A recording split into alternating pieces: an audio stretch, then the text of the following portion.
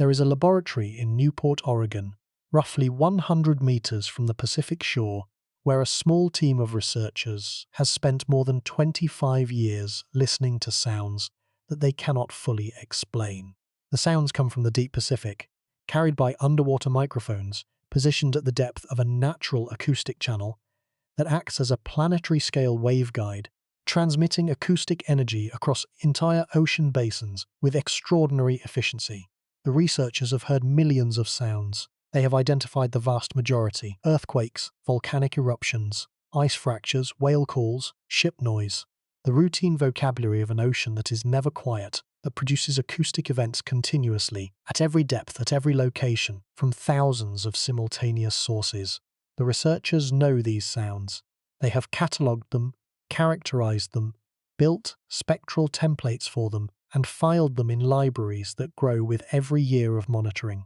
But there are other sounds that do not match any template, sounds that are powerful enough to cross thousands of kilometers of ocean, distinctive enough to be flagged by trained analysts, and structured enough to suggest a source that is not random but patterned, not chaotic but organized. These are the sounds that haunt the researchers, not because they are frightening, not because they suggest sea monsters or hidden civilizations. They haunt the researchers because they represent the boundary of professional knowledge, the point where expertise and experience and sophisticated analytical methods encounter something that they cannot resolve. The sounds are there, the sources are not confirmed. The gap between detection and identification has persisted for decades, and the researchers, who have devoted their careers to listening to the ocean, are haunted by the knowledge that the ocean is saying something they do not understand. The most famous of these sounds was detected on the 19th of May, 1997. It lasted approximately 1 minute. It rose in frequency. It was detected by sensors more than 5,000 kilometers apart. The researchers named it the bloop. But the bloop was not alone. During the same period, the same instruments recorded several other powerful, distinctive, unidentified sounds. The upsweep, repeating since 1991 and still repeating today. The slowdown, Julia, the whistle, the train.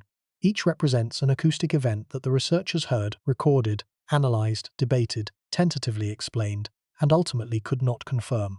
Each remains in the files, annotated but unresolved, a reminder that the deep ocean produces phenomena that exceed the current framework of acoustic identification. By the end of tonight, you are going to understand what these sounds are, how they were detected, why they continue to haunt the researchers who study them, and what their persistence reveals about the vast, dark, poorly monitored acoustic world beneath the surface of the ocean. Before we get started, if you find these mysteries as fascinating as we do, take a second to like the video or subscribe. It is a simple action, but it helps this channel reach more curious minds like yours. The word haunt is not chosen for dramatic effect. It is chosen because it accurately describes the relationship between the researchers and the sounds they cannot explain. The sounds are not merely unresolved data points. They are professional obsessions, career-defining puzzles, topics of conversation at conferences and in corridors, subjects of grant proposals that are never funded, and expedition plans that never materialize. The researchers who first detected the bloop in 1997 are still discussing it today, more than a quarter of a century later, not because the discussion has been productive in the way that most scientific discussions are, leading to resolution and closure, but because the discussion has been productive in a different way, revealing the depth and persistence of the gap between what the ocean produces and what science can explain. The deep ocean is not hiding these sounds, it is broadcasting them, continuously, at enormous power, through the most efficient natural acoustic channel on the planet. The sounds are there for anyone with the right instruments and the right training to hear. The researchers have the instruments. They have the training. They have heard the sounds, and some of what they have heard continues to resist every attempt at definitive identification. Now, let us begin. The notion of being haunted by a scientific observation is unusual in most fields, but familiar to anyone who has worked in deep ocean acoustics. In particle physics, An anomalous result is typically resolved within months or years as additional data are collected and analyzed. In astronomy, an unusual observation triggers immediate follow-up with more powerful telescopes. In deep ocean acoustics, an anomalous sound detected at 5,000 kilometers range in a remote corner of the Pacific cannot be followed up with a quick trip to the source location. The source is in one of the most inaccessible environments on the planet, thousands of kilometers from any major port, beneath thousands of meters of dark, cold, pressurized water. The follow-up investigation that would resolve the mystery, deploying close-range instruments at the source location, requires a dedicated research expedition costing several $1 million. No such expedition has been funded for any of the mysterious noises. The observations remain unresolved. The researchers remain haunted. The deep ocean is the last great frontier of environmental monitoring. We monitor the atmosphere continuously with thousands of weather stations, hundreds of satellites, and a global network of instruments that provide real-time data on every atmospheric parameter. We monitor the Earth's crust with thousands of seismometers distributed across every continent.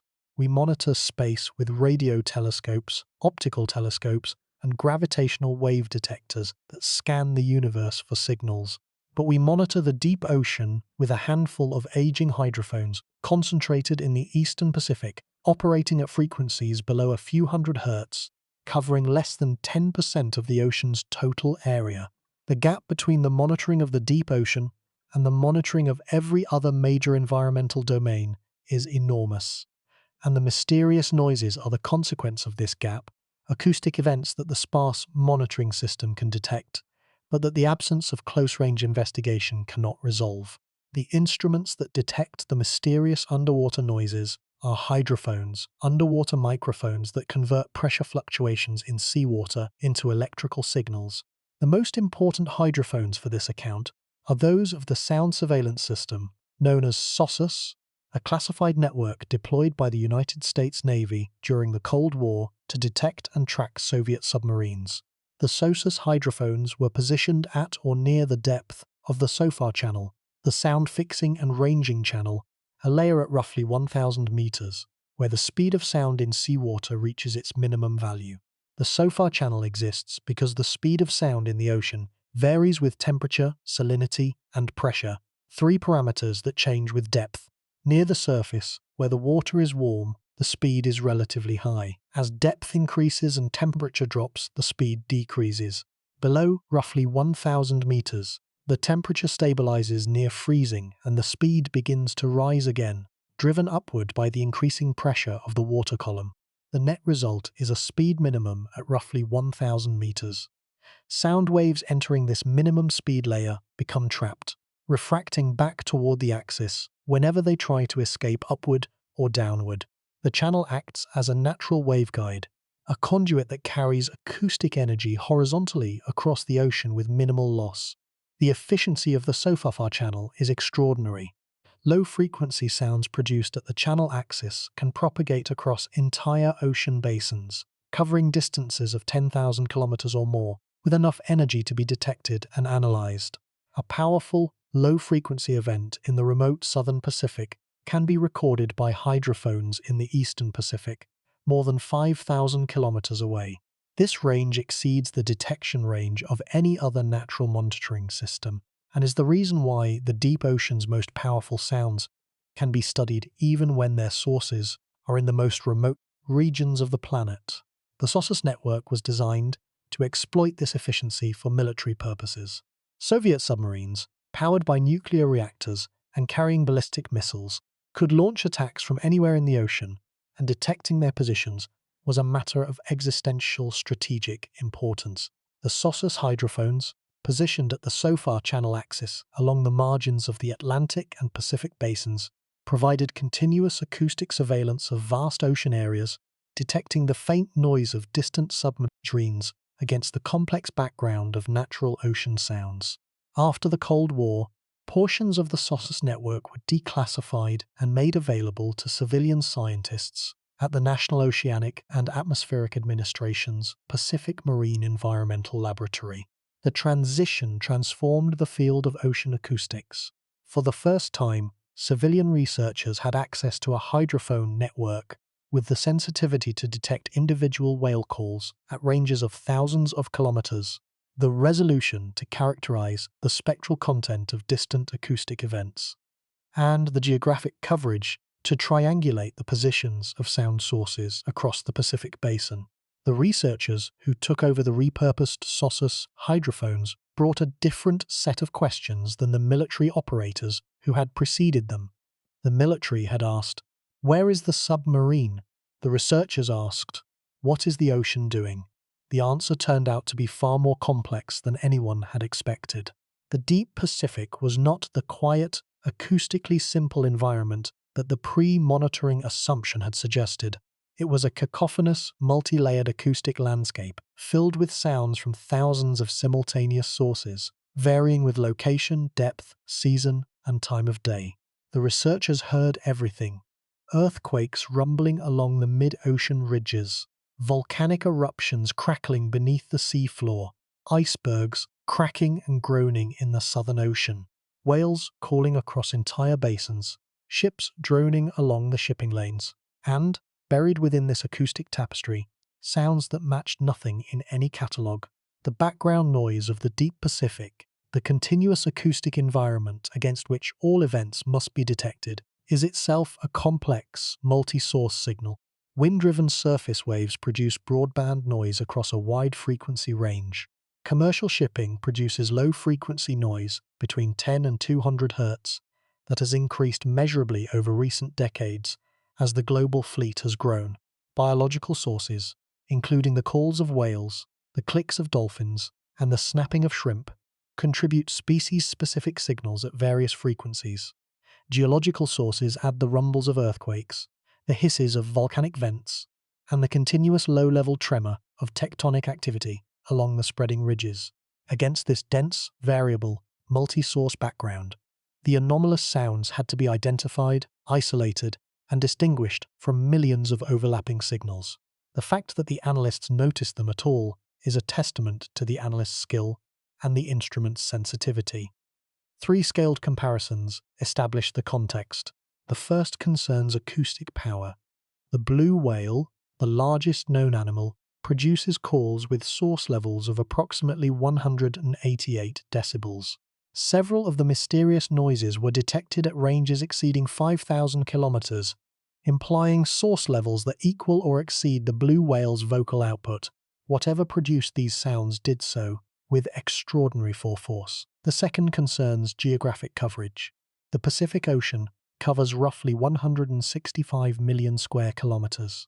The effective coverage of the Sosus-derived hydrophone network is estimated at less than 10% of this area. The mysterious noises that have been catalogued are those that occurred within this monitored fraction.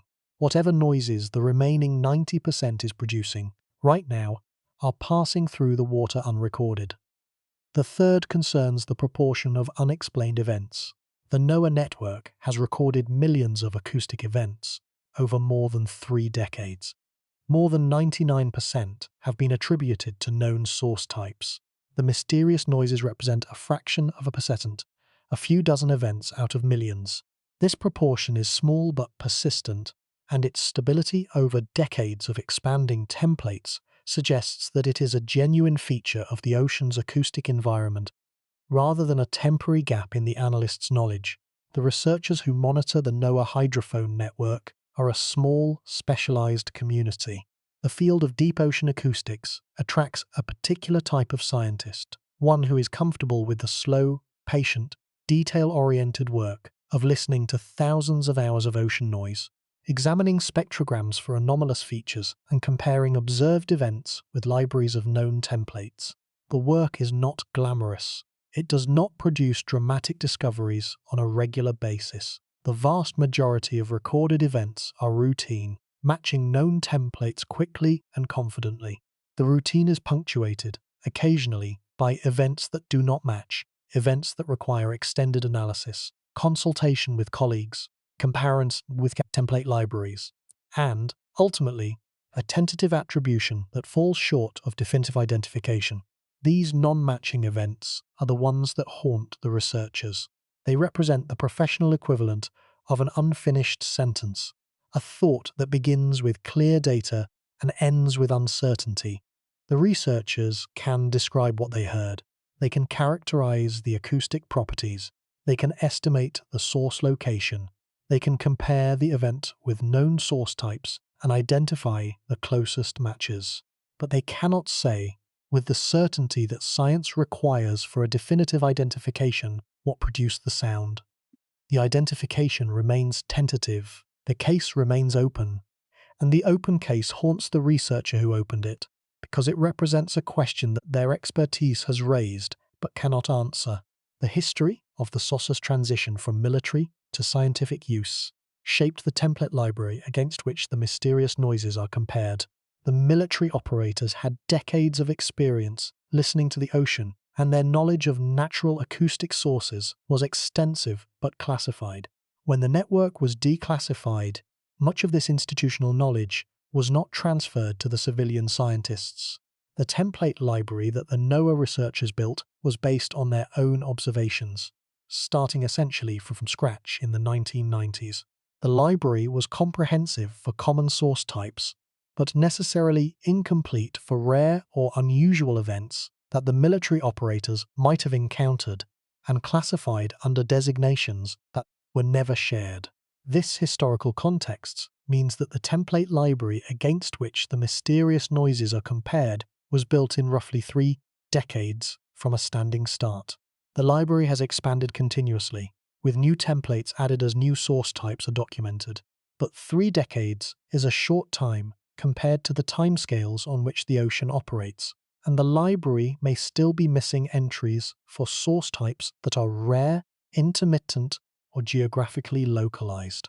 The mysterious noises may be produced by source types that exist in the library of the deep ocean, but that have not yet been added to the library of the researchers. The propagation of sound through the SOFAR channel introduces distortions that complicate the identification of every distant acoustic event. Sound waves refract as they travel, bending toward regions of lower sound speed. Over distances of thousands of kilometers, the accumulated refraction, combined with scattering from bathymetric features, reflection from the surface and seafloor, and frequency-dependent absorption, can significantly alter the acoustic signature of an event. A sound that has a specific spectral shape at the source may arrive at a distant hydrophone with a different shape, distorted by its passage through thousands of kilometers of acoustically complex water. The comparison between a distorted received signal and an undistorted template is inherently imperfect, and the imperfection grows with distance. This propagation uncertainty is one of the principal reasons why the mysterious noises remain unresolved. The templates are based on close-range recordings where distortions are minimal. The mysterious noises were recorded at extreme range where distortions may be significant. The comparison is between a clean reference and a dirty signal, and the degree of dirtiness is imperfectly known. A sound that matches a template perfectly at close range might match it only approximately after propagating through 5,000 kilometers of ocean. The mismatch might indicate a different source type, or it might indicate the same source type distorted by propagation. Distinguishing between these two possibilities requires detailed knowledge of the propagation conditions along the specific path, knowledge that is not available for the paths involved in most mysterious noise detections. The researchers live with this ambiguity. It is the daily reality of their profession, the structural limitation that defines the boundary of what deep ocean acoustic analysis can achieve. The ambiguity does not invalidate their work. The tentative identifications they produce are the best that can be achieved with the available data, and they are almost certainly correct in most cases. But the ambiguity ensures that some cases will remain unresolved, some identifications will remain tentative, and some sounds will continue to haunt the researchers who cannot quite close the case. The history of underwater acoustic science is far shorter than most people realize. For the vast majority of human history, the sounds of the deep ocean were as unknown as the sounds of another planet. Sailors could hear breaking waves, creaking rigging, and occasionally the surface songs of whales, but the infrasonic rumbles that constitute the deep ocean's primary acoustic output were completely inaudible to human ears, occurring at frequencies below the threshold of hearing and at depths beyond any human reach. The first hydrophones, developed during the First World War for submarine detection, revealed a shallow water acoustic environment of surprising richness. Snapping shrimp, calling fish and ship noise produced a cacophony that early operators had not anticipated. But the deep ocean acoustic environment remained hidden until Cold War investments produced instruments capable of reaching so far channel depth and operating at the sensitivities needed for long-range detection. The SOSUS deployment represented an investment of billions of dollars over several decades, motivated by the existential threat of Soviet submarine-launched ballistic missiles. The scale of this investment reflects the strategic importance that the military assigned to underwater acoustics and the technical difficulty of achieving reliable long-range detection. The hydrophones were built to military specifications, using materials and manufacturing processes that were state-of-the-art in the 1950s and 60s. They were designed for continuous operation at depth, in corrosive seawater, under hundreds of atmospheres of pressure, for periods of decades. The engineering achievement was extraordinary, and it produced instruments of a quality that the civilian scientific community has never been able to replicate at comparable scale. When the Cold War ended and portions of the SOSUS network were made available to civilian scientists, the transfer was not just of hardware but of possibility. The civilian researchers gained access to an acoustic monitoring capability that no civilian budget could have produced, a capability that was the byproduct of a specific historical moment, the Cold War, and that may never be duplicated. The researchers understood the significance of this opportunity and set about exploiting it with the energy and creativity of scientists who know they have been given a one-time gift. The acoustic environment they discovered was far richer than the pre-monitoring assumption had suggested. The deep Pacific was not quiet. It was filled with sounds from thousands of simultaneous sources. The researchers catalogued these sounds systematically, building template libraries that grew with each year of monitoring. Earthquakes, volcanic eruptions, ice events, whale calls, ship noise. Each category was documented, characterized, and filed. The library became the reference against which all future recordings would be compared, the framework within which every acoustic event would be interpreted. The library was built from the researchers' own observations, starting in the 1990s. It grew rapidly as common source types were documented and their acoustic signatures characterized. Within a few years, the library was comprehensive enough to classify the vast majority of recorded events with high confidence. But the library was built on a foundation of observations from a specific area, the Eastern Pacific, over a specific period, a few decades, using instruments with a specific frequency range, roughly 1 to a few hundred hertz. Events that occurred outside this area, before this period, or at frequencies outside this range, were not in the library and could not be matched. The concept of an acoustic baseline for the deep ocean, a well-characterized reference condition against which changes can be measured, does not exist. Monitoring began in the 1990s, after decades of increasing shipping noise, during a period of ongoing change in ocean temperature, circulation, and ice dynamics. The conditions before the monitoring period are known only from sparse historical measurements. Without a baseline, the significance of the mysterious noises cannot be assessed in historical context. They may represent normal acoustic activity that has been occurring for millennia.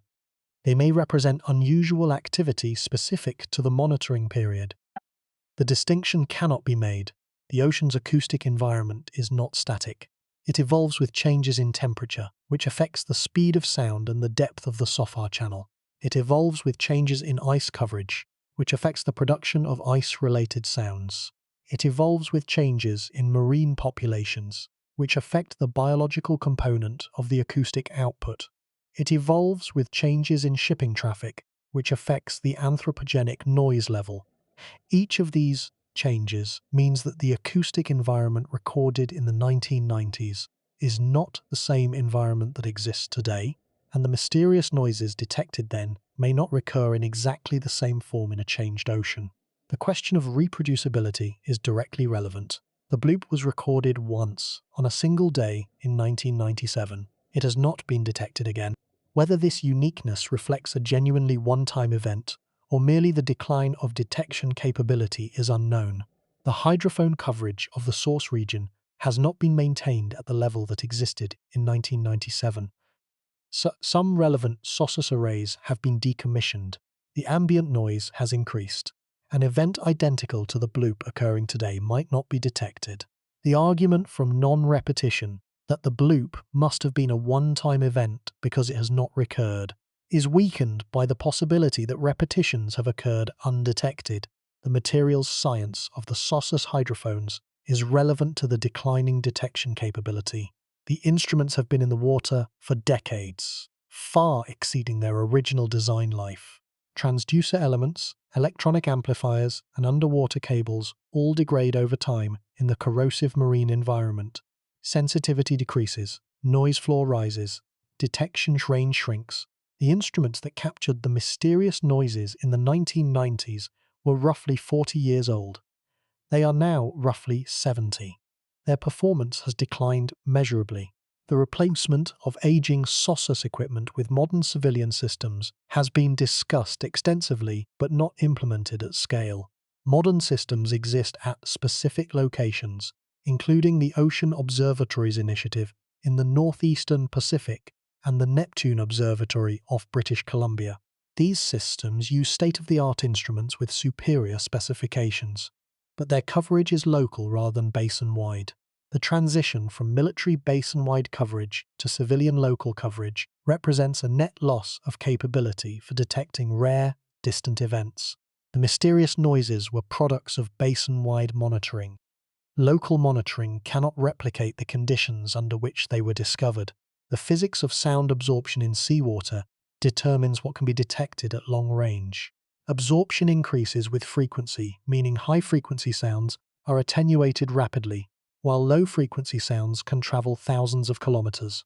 The mysterious noises are all low-frequency events, below 100 Hz, because only low-frequency sounds can propagate through the SOFAR channel over the distances involved. Any anomalous sounds at higher frequencies, produced by organisms or geological processes at depth, would be absorbed before reaching the hydrophones.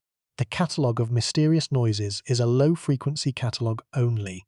High-frequency anomalies, if they exist, are invisible. The concept of acoustic dark matter has been proposed to describe the portion of the ocean's acoustic energy that cannot be attributed to known sources. The analogy with astronomical dark matter is suggestive. The residual in the acoustic energy budget, the fraction remaining after sources are subtracted, is small but non-zero. It could represent measurement uncertainty, or it could represent genuine energy from undiscovered sources. The mysterious noises are the most conspicuous manifestations of this potential dark energy. The seasonal and geographic patterns of ocean sound add complexity. The acoustic environment of the Pacific is not constant throughout the year. Ice activity peaks during the austral spring and summer. Whale calls follow migratory patterns. Seismic activity clusters along plate boundaries.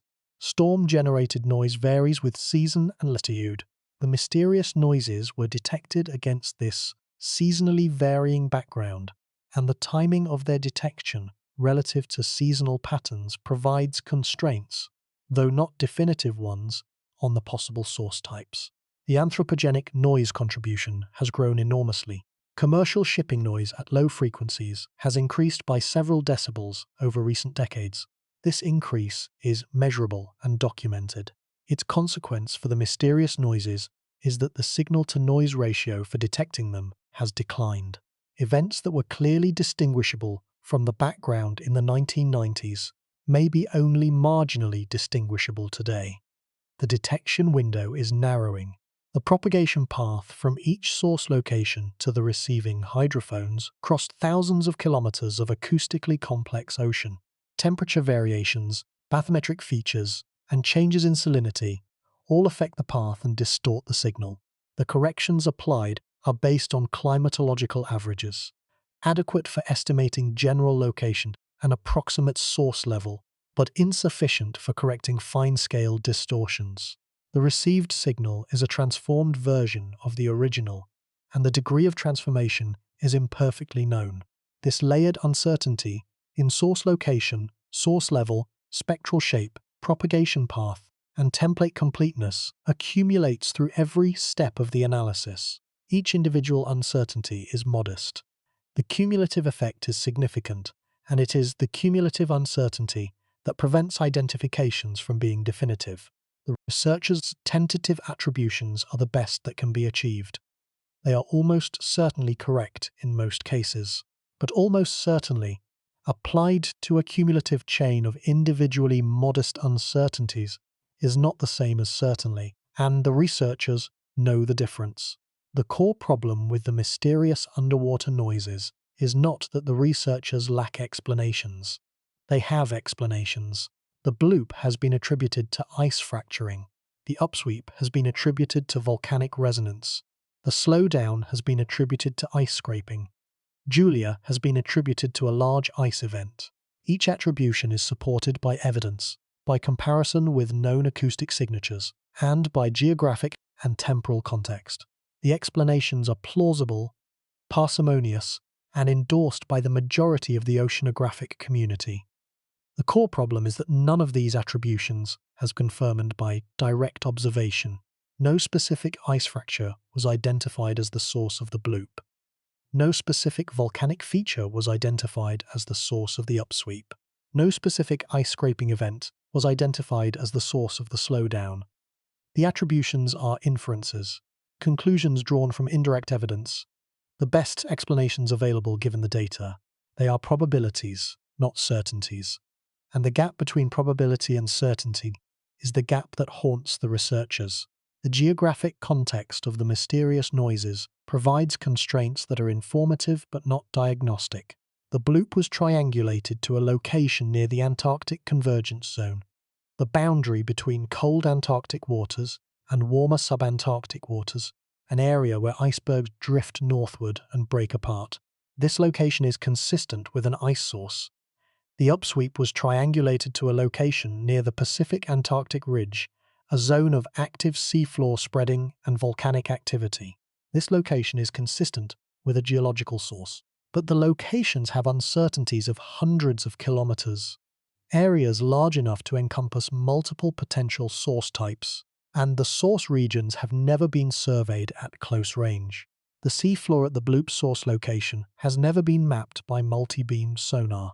The only bathymetric data available come from satellite-derived measurements at roughly 5-kilometer resolution, far too coarse to identify individual features such as volcanic vents, submarine caves or fault scarps.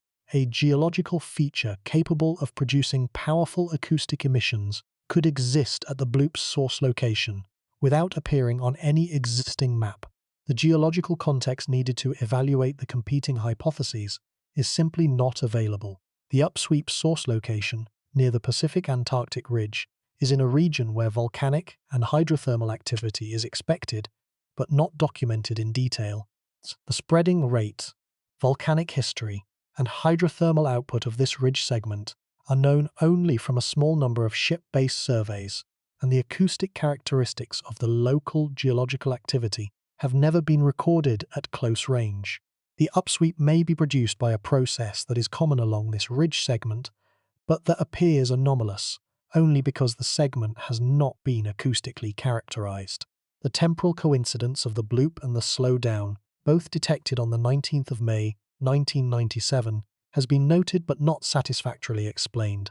Whether the two events are related, produced by the same large-scale process affecting multiple locations simultaneously, or whether their coincidence is random, remains unknown. The geographic origins of the two events are different. The bloop from the southern Pacific and the slowdown from the equatorial Pacific, which argues against a direct physical connection but does not rule out a common triggering mechanism. The relationship between the mysterious noises and the Antarctic ice sheet adds a climate dimension that is becoming increasingly relevant. The Antarctic ice sheet is losing mass at an accelerating rate, driven by warming ocean water that melts the undersides of ice shelves. The calving of icebergs, the fracturing of ice shelves, and the breakup of grounded ice all produce acoustic emissions that propagate through the SOFAR channel. If the bloop and the slowdown were ice events, they represent contributions to the acoustic record of this accelerating ice loss, contributions that were captured during a period of less intense ice loss than the present, and that may become more frequent and more powerful as the loss accelerates. The potential for acoustic monitoring to track Antarctic ice dynamics in real time has been recognized by glaciologists and acousticians, but has not been translated into a funded monitoring program. Permanent hydrophone arrays deployed in the Southern Ocean could detect calving events, shelf fractures, and iceberg breakup as they occur, providing data that would complement satellite observations and improve the precision of ice loss estimates. The mysterious noises of the 1990s may be the earliest detectable acoustic signals of a process of ice sheet instability that is now recognized as one of the most consequential environmental changes of the coming century. But here is the problem. The gap is not closing. The mysterious noises were first detected in the early 1990s. More than 3 decades have passed. The template library has been expanded continuously. The analytical methods have been improved. Machine learning has been applied. New recordings have been made. And the residual of unexplained events has not shrunk. Some old mysteries have been resolved as templates have expanded. But new mysteries have been detected at roughly the same rate, maintaining a persistent, stable pool of unresolved sounds that the researchers cannot definitively identify. This persistence is what transforms the mysterious noises from routine scientific puzzles into something more profound. A puzzle that resists solution for a few years is normal. A puzzle that resists solution for 3 decades, despite the sustained efforts of qualified specialists using the best available instruments and methods, is indicative of a structural limitation, a fundamental gap between what the ocean produces and what the analytical framework can resolve. The mysterious noises are not merely unsolved. They are the evidence that the framework itself is incomplete, that the catalogue of known acoustic source types does not encompass everything the ocean produces, and that the gap between the catalogue and reality is not narrowing with time. The bloop, the most famous of the mysterious noises, illustrates the problem with particular clarity. Its acoustic profile, a smooth, continuous upsweep from roughly 1 to 5 Hz over approximately 1 minute, was detected at extreme range in the remote southern Pacific. The ice explanation is supported by geography, by seasonal timing, and by comparison with the expanded ice template. The explanation is almost certainly correct, but almost certainly is not certainly, and the difference is not merely semantic. It reflects a genuine limitation of the evidence, a limitation that could be overcome only by the direct observation of the specific event at the specific time and place, an observation that was not made and cannot be made retroactively. And it gets worse. The upsweep is a more troubling case because of its persistence. First detected in 1991, it has been repeating continuously for more than 30 years, producing a narrow-band, frequency-swept signal with a seasonal modulation that peaks in spring and autumn. Its source has been triangulated to a location near the Pacific Antarctic ridge. The volcanic resonance hypothesis, in which gas vibrates in a submarine chamber at a frequency determined by the chamber's geometry, is plausible and widely discussed. But the specific chamber, the specific gas, and the specific mechanism have not been identified because the source location has never been investigated at close range.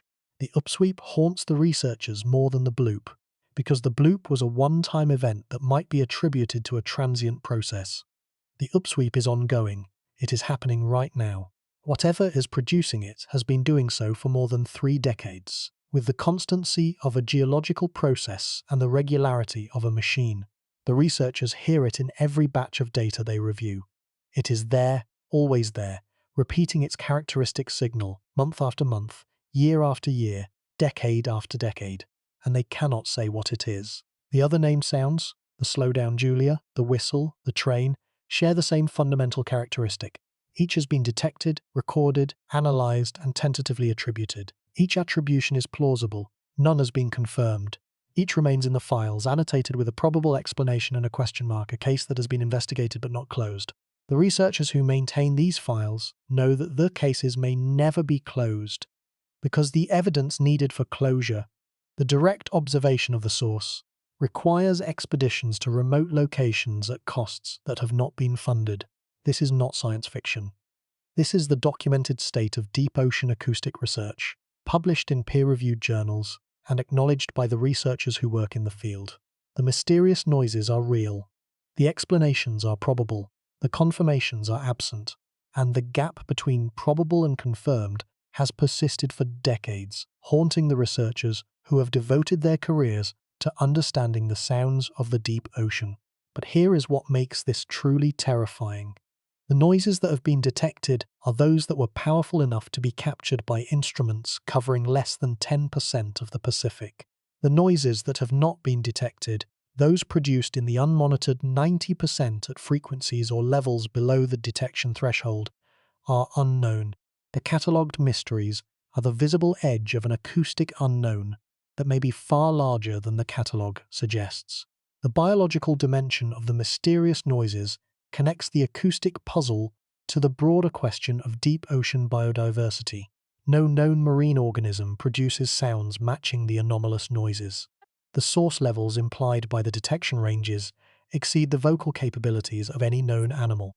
The ecological constraints on body size in the deep ocean make the existence of organisms much larger than blue whales extremely unlikely. These arguments make the biological hypothesis the least probable of the available explanations. But the arguments are based on what is known, and what is known about the deep ocean's biology is incomplete. Environmental DNA studies consistently detect organisms that have never been directly observed. The bioacoustic catalogue of the deep ocean is effectively the 52 Hz whale, an individual tracked by its acoustic signature since 1989 but never visually identified, demonstrates that even the well-studied realm of marine mammals contains acoustic sources that do not match any species template. The biological hypothesis is unlikely. It is not impossible, and it haunts the researchers precisely because its impossibility cannot be established with certainty given the current state of knowledge. Something is wrong with our assumptions about how completely we have characterized the acoustic sources of the deep ocean. The persistent residual of unexplained noises demonstrates this. The expanding template library that does not eliminate the residual demonstrates this. The vast unmonitored expanse of the ocean demonstrates this. And the knowledge gap between the acoustic and biological catalogues of the deep ocean demonstrates it most directly. The assumptions of completeness that underpin confident acoustic identification are not fully justified, and the mysterious noises are the evidence of this incomplete justification. The specific acoustic characteristics of each mysterious noise provide constraints that narrow the possible sources, but do not uniquely identify one. The bloop's smooth, continuous upsweep from roughly 1 to 5 Hz over 1 minute is consistent with two primary source types: ice fracturing, in which the propagation of a crack through a large ice mass produces a sound whose pitch increases as the crack front advances, and biological vocalization, in which an organism produces a frequency-modulated call that rises in pitch. The overlap between these two source types at infrasonic frequencies is substantial, and distinguishing between them from spectral data alone is difficult. The slow-down, smooth downsweep over 7 minutes presents a complementary pattern. The descending frequency profile is consistent with ice scraping, in which the changing geometry of contact between an iceberg and the seafloor or another piece of ice alters the resonance characteristics and produces a descending tone. The profile is also consistent with certain geological processes in which cooling or pressure change alters a resonating system. The 7-minute duration is long for most individual geological or biological events, and is more consistent with a sustained process, such as an ice mass slowly grinding across a surface. Julia's complex frequency structure, with both ascending and descending components over 15 seconds, suggests a source with multiple simultaneous or sequential acoustic outputs. A large ice mass breaking into multiple pieces, with each fragment producing its own acoustic emission, could produce this type of complex signal. A geological event involving the sequential failure of multiple rock units could also produce it. The whistle, detected by a single hydrophone, cannot be triangulated and therefore cannot be precisely located. Its sharp, brief frequency rise is consistent with several possible sources, including the collapse of an underwater cave, the rupture of a gas pocket, or the call of an unknown organism. The single-station detection prevents the estimation of source level, removing one of the most diagnostic parameters for source identification.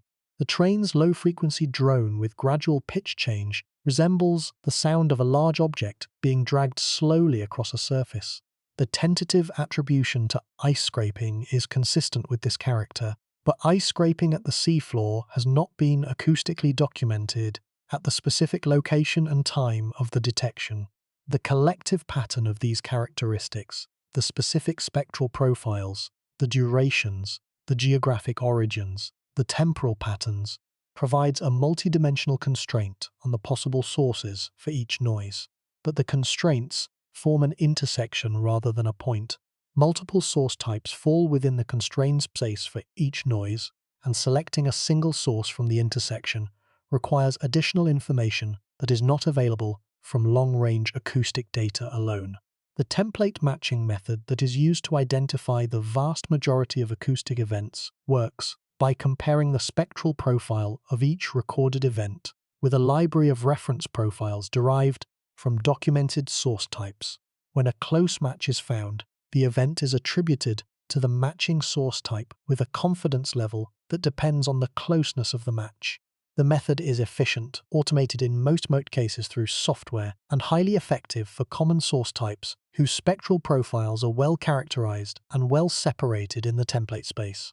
The method fails when the spectral profile of an event falls in a region of the template space where multiple source types overlap. In this overlap region, the profile matches several templates approximately but none precisely, and the automated classification cannot select a unique match. The mysterious noises fall in exactly this overlap region. Their profiles match ice templates approximately. They match biological templates approximately. They match geological templates approximately. But they match no single template precisely, and the residual mismatch, whether it reflects a genuinely different source type or merely the propagation distortion of a known source type, cannot be determined from the spectral data alone. The expansion of the template library over 3 decades has narrowed the overlap regions, but has not eliminated them. Each new template, added on the basis of newly documented source types, subdivides the template space and moves some events from the overlap region into uniquely matched regions.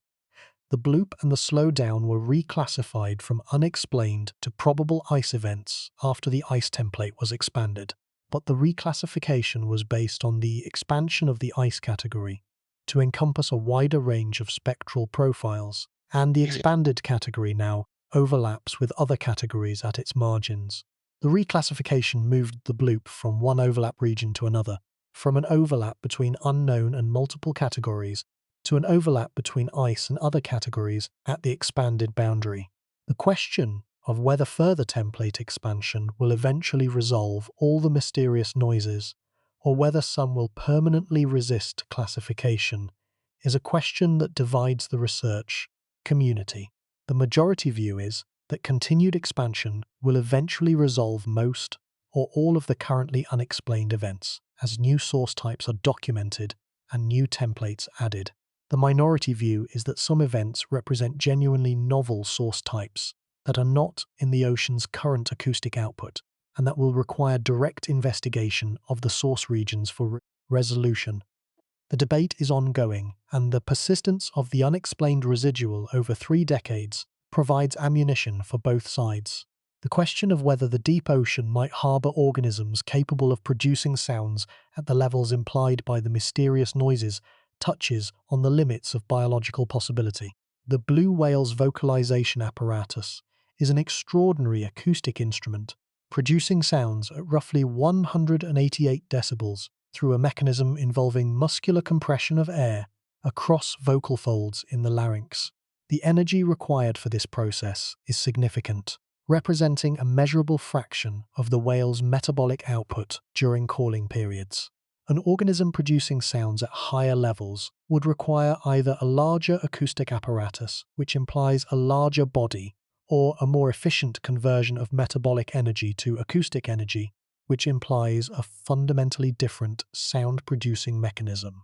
No known organism achieves source levels significantly above the blue whales through vocalization. The sperm whale achieves higher levels through its echolocation clicks, which are produced by a fundamentally different mechanism involving the pneumatic compression of air in the spermaceti organ, but these clicks are at much higher frequencies than the mysterious noises. The biological hypothesis for the mysterious noises therefore requires either an organism significantly larger than a blue whale, which faces severe ecological constraints in the food-limited deep ocean, or an organism with a novel sound-producing mechanism of unprecedented efficiency, which has no precedent in known biology. These constraints make the biological hypothesis extremely unlikely, but do not make it impossible. The history of marine species discovery, including the late discovery of the megamouth shark in 1976 and new beaked whale species within the past decade, demonstrates that the ocean can harbour organisms of significant size that evade detection for extended periods. The deep ocean, which is vastly larger and vastly less monitored than the environments where these discoveries were made, has the greatest capacity for concealing undiscovered species. The biological hypothesis haunts the researchers not because it is likely, but because its unlikeliness cannot be established with absolute certainty, given the current state of deep ocean exploration. The attempts to identify the mysterious underwater noises have followed 5 primary pathways, each targeting a different dimension of the problem, and each producing results that constrain but do not resolve the identification. The first pathway is spectral analysis. Each noise is decomposed into its constituent frequencies, and the resulting spectrogram is compared with the templates of known source types. The bloop spectrogram shows a smooth upsweep. The upsweep shows a repeating, narrow-band rising tone. The slowdown shows a smooth downsweep over 7 minutes.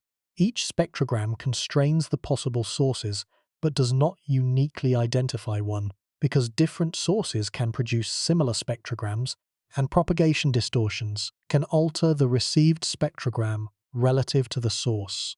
The numbers are striking when examined across the full catalogue. More than 99% of millions of recorded events have been matched to known templates with high confidence.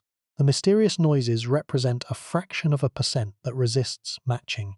The stability of this fraction over decades of expanding templates is itself a scientific finding, suggesting that the catalogue of known sources is systematically incomplete. The second pathway is geographic triangulation. Arrival time differences at multiple hydrophones allow the estimation of source positions. The bloop was placed near the Antarctic convergence zone. The upsweep was placed near the Pacific-Antarctic ridge.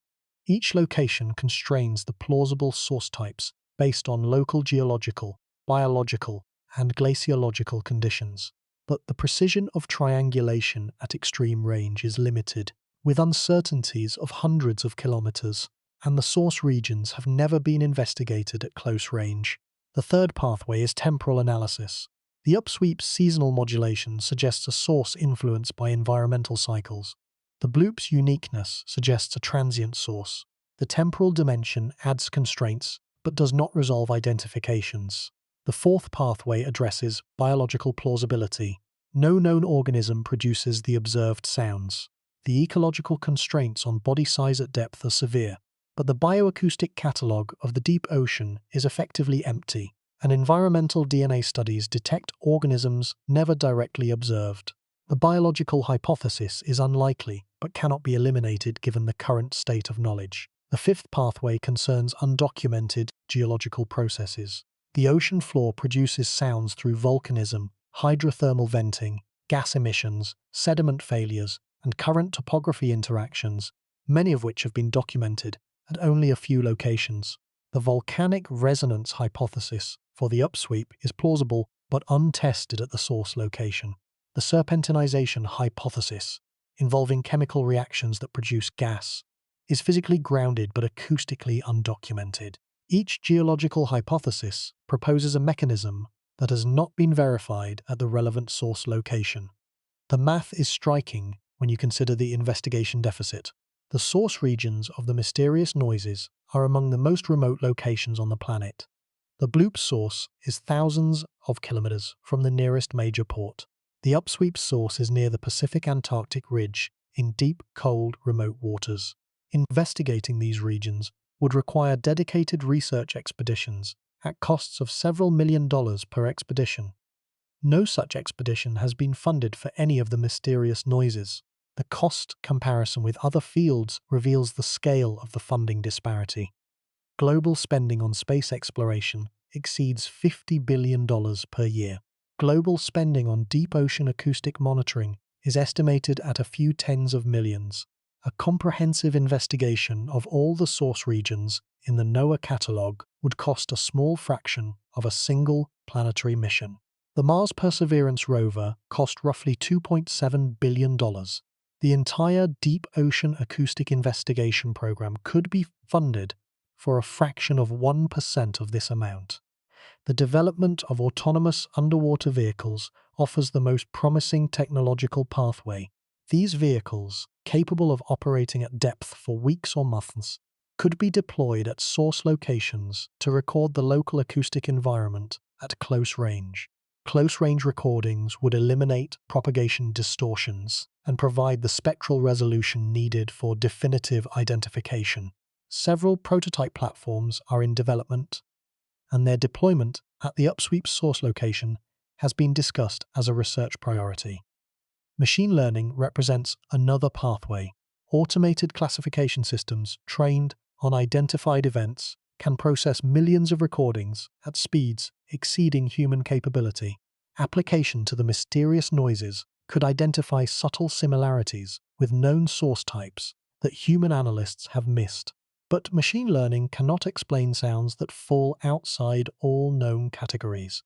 For the most persistently unexplained noises, resolution will require direct investigation of the source regions.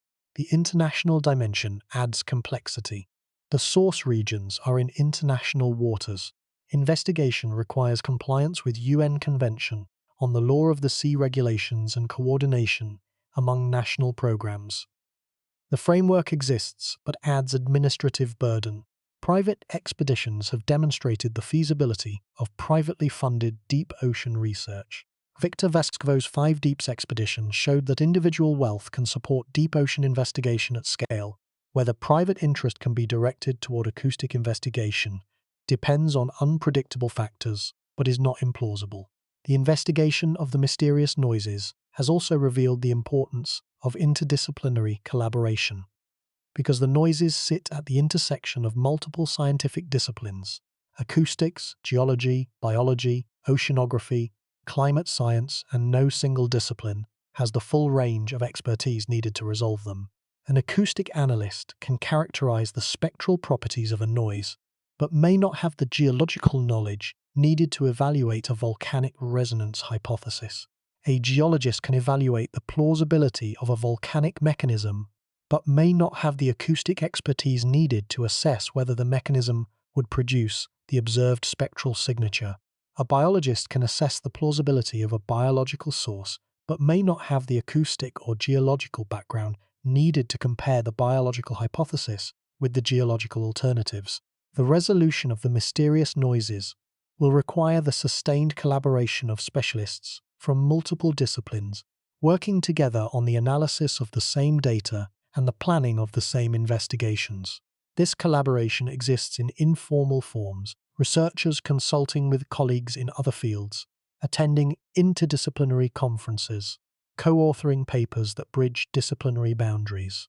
But the formal institutional support for interdisciplinary deep ocean acoustic research is limited, and the funding mechanisms that would sustain long-term, multidisciplinary investigation programs are not well developed.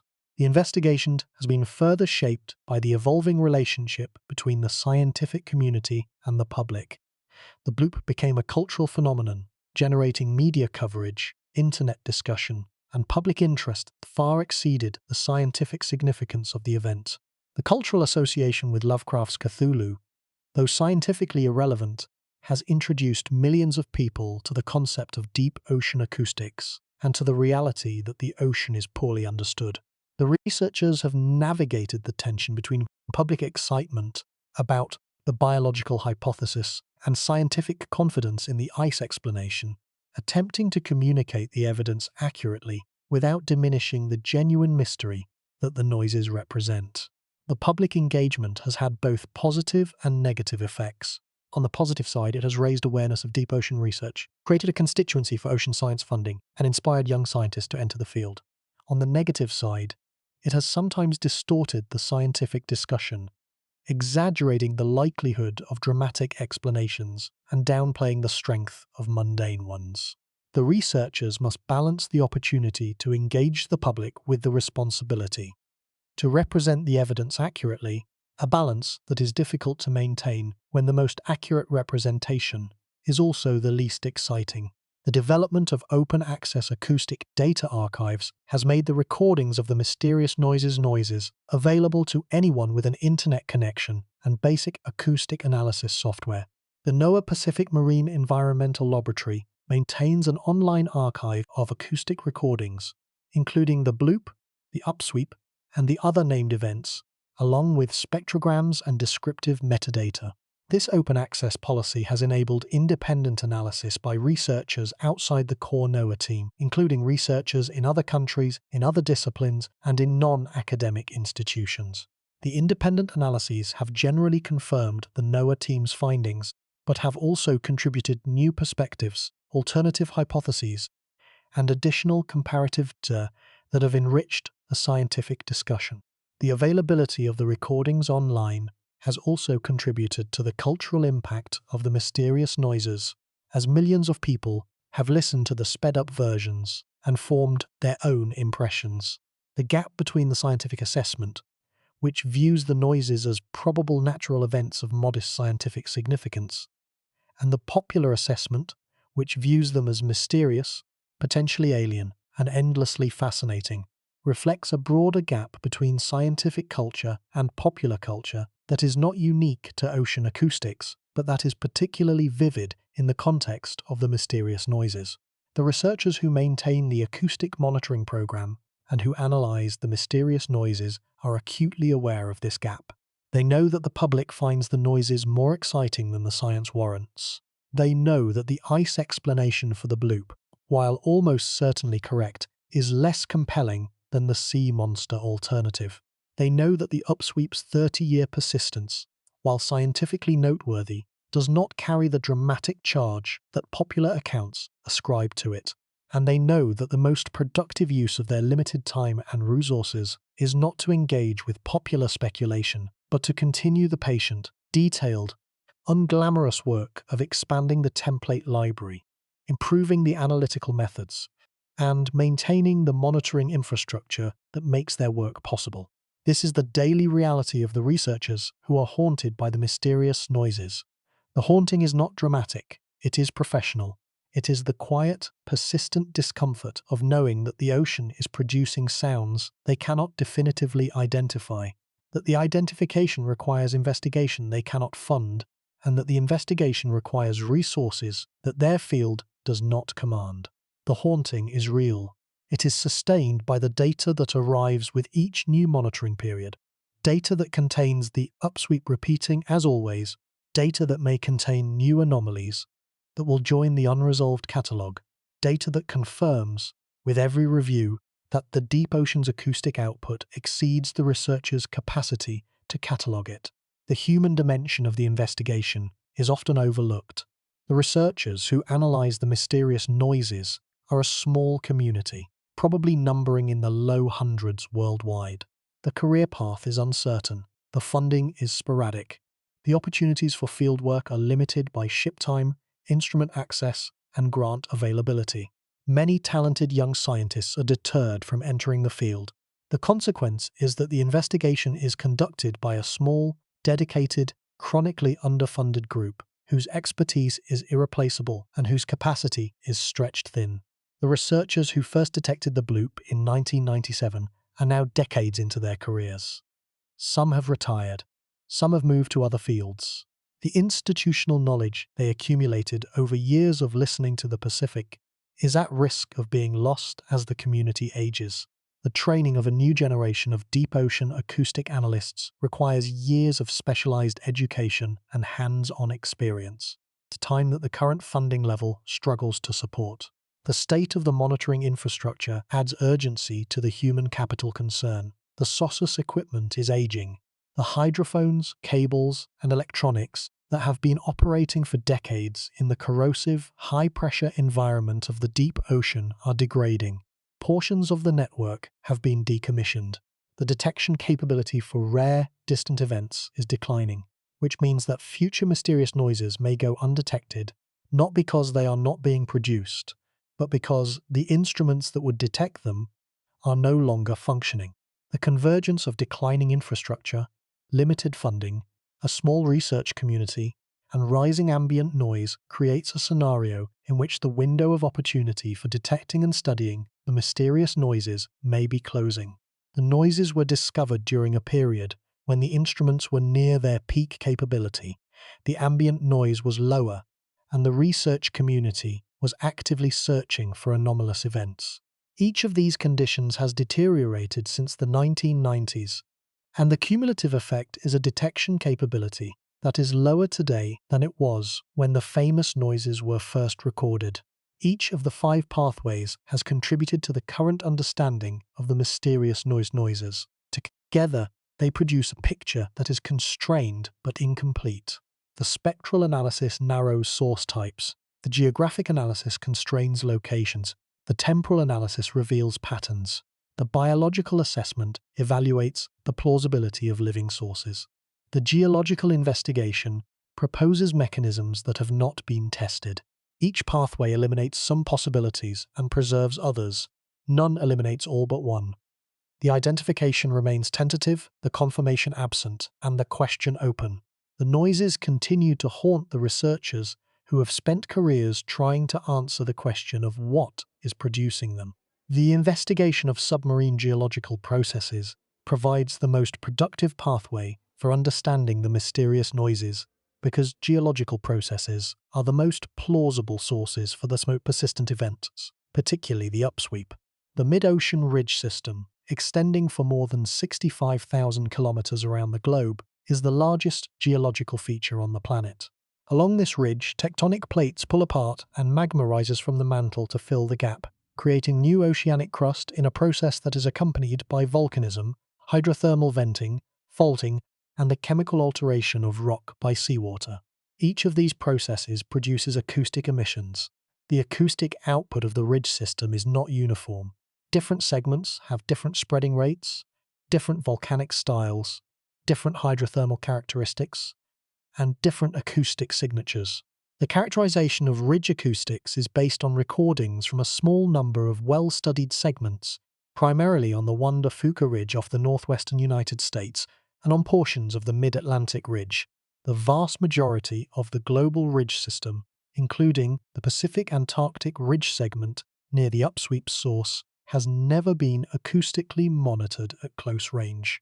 The volcanic resonance hypothesis for the upsweep proposes that gas accumulates in a sealed or partially sealed chamber beneath the seafloor and vibrates at a frequency determined by the chamber's geometry and internal conditions.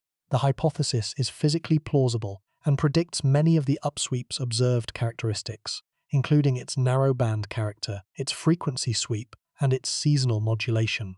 But the hypothesis requires a specific chamber of specific dimensions at a specific location, and this chamber has not been identified because the source region has not been surveyed. The serpentinization hypothesis provides an alternative geological mechanism. Serpentinization is a chemical reaction between water and iron and magnesium-rich minerals in the mantle rock that produces hydrogen gas and heat. The reaction occurs where water penetrates fractures in the oceanic crust and encounters fresh mantle material, conditions that exist at mid-ocean ridges and transform faults. The hydrogen gas produced by the reaction can accumulate in cavities and fractures, potentially producing acoustic emissions when it migrates, escapes, or causes the surrounding rock to fracture. The acoustic output of serpentinization has never been documented because the reaction occurs deep within the crust, beyond the reach of acoustic instruments. Current topography interactions provide yet another potential mechanism.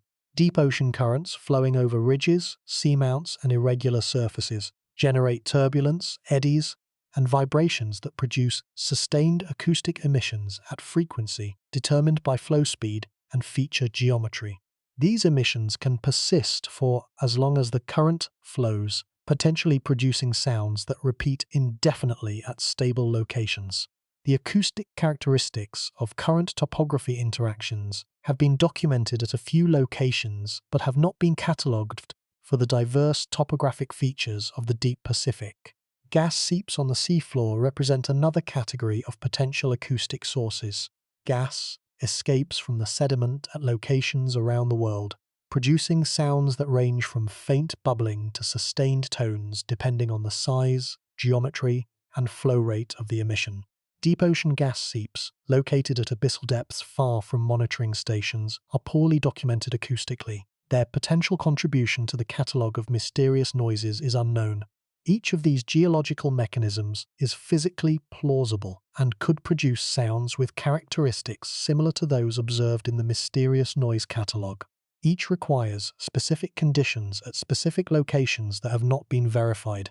The geological hypothesis for the mysterious noises is therefore a family of hypotheses, each proposing a different mechanism at a different location, each untested. The resolution of the geological hypotheses requires deploying instruments at the source locations to characterize the local environment at close range. The cost comparison between deep ocean acoustic investigation and other research fields deserves detailed examination.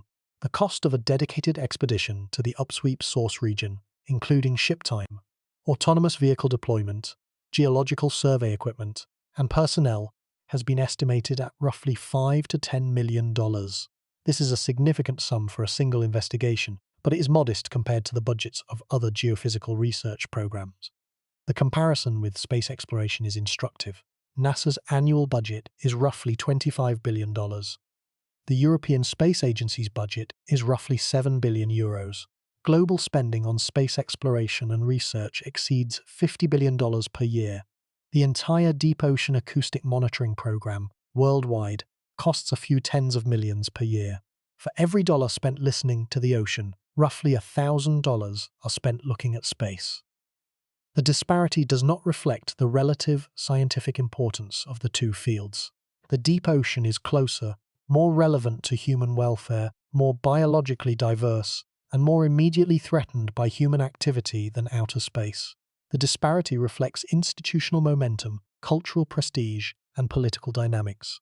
The prospect of private funding for acoustic investigation has grown with the demonstrated feasibility of privately funded deep ocean exploration. Victor Vescovo's 5 Deeps expedition showed that individual resources can support deep ocean research at significant scale. Whether similar resources can be directed toward acoustic investigation of the mysterious noises depends on factors that are unpredictable but not implausible. The convergence of autonomous vehicle technology, machine learning, low-cost monitoring platforms, and growing public interest offers the best prospect for resolving the mysterious noises in the coming decades. Autonomous vehicles capable of long-duration operation at depth could record local acoustic environments at close range, eliminating propagation distortions. Machine learning could process the resulting data and identify patterns that human analysts might miss.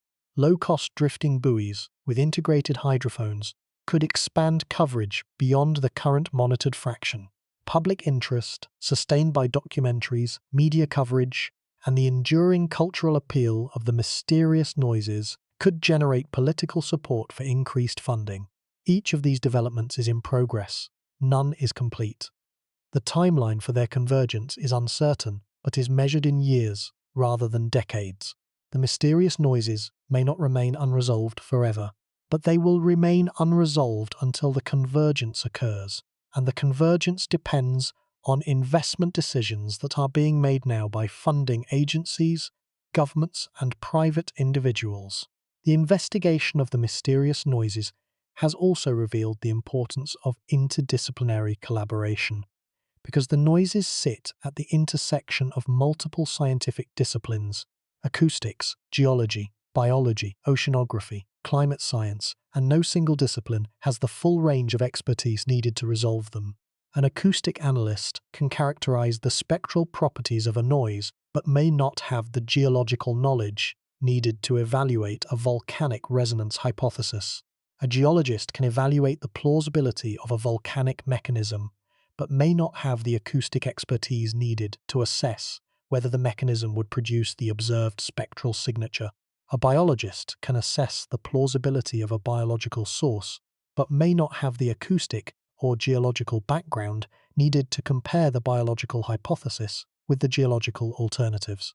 The resolution of the mysterious noises will require the sustained collaboration of specialists from multiple disciplines working together on the analysis of the same data and the planning of the same investigations.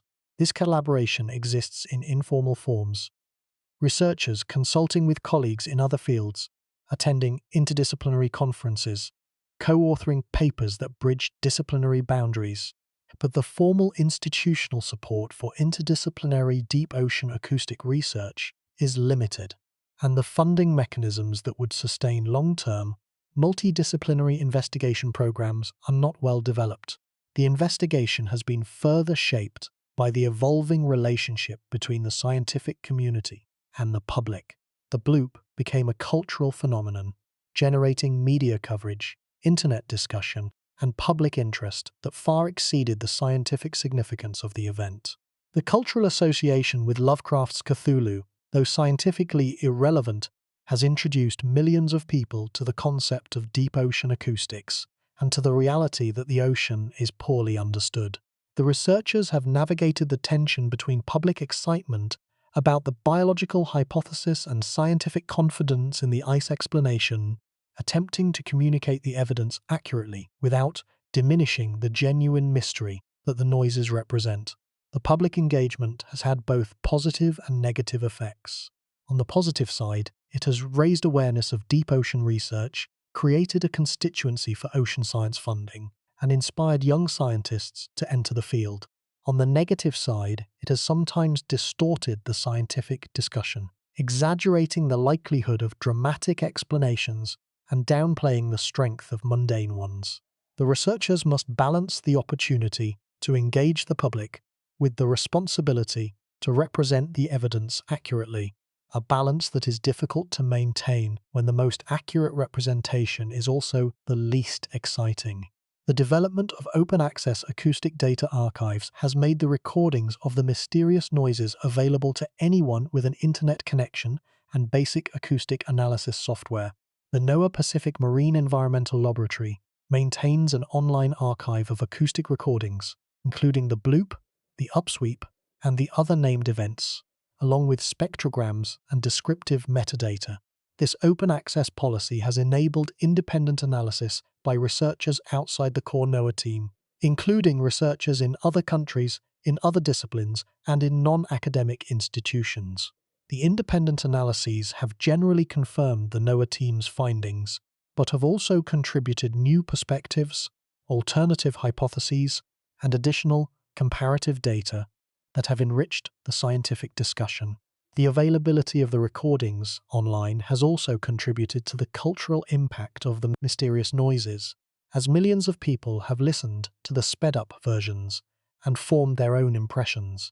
The gap between the scientific assessment, which views the noises as probable natural events of modest scientific significance, and the popular assessment, which views them as mysterious, potentially alien, and endlessly fascinating, reflects a broader gap between scientific culture and popular culture that is not unique to ocean acoustics, but that is particularly vivid in the context of the mysterious noises.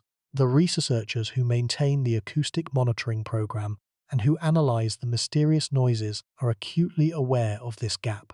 They know that the public finds the noises more exciting than the science warrants.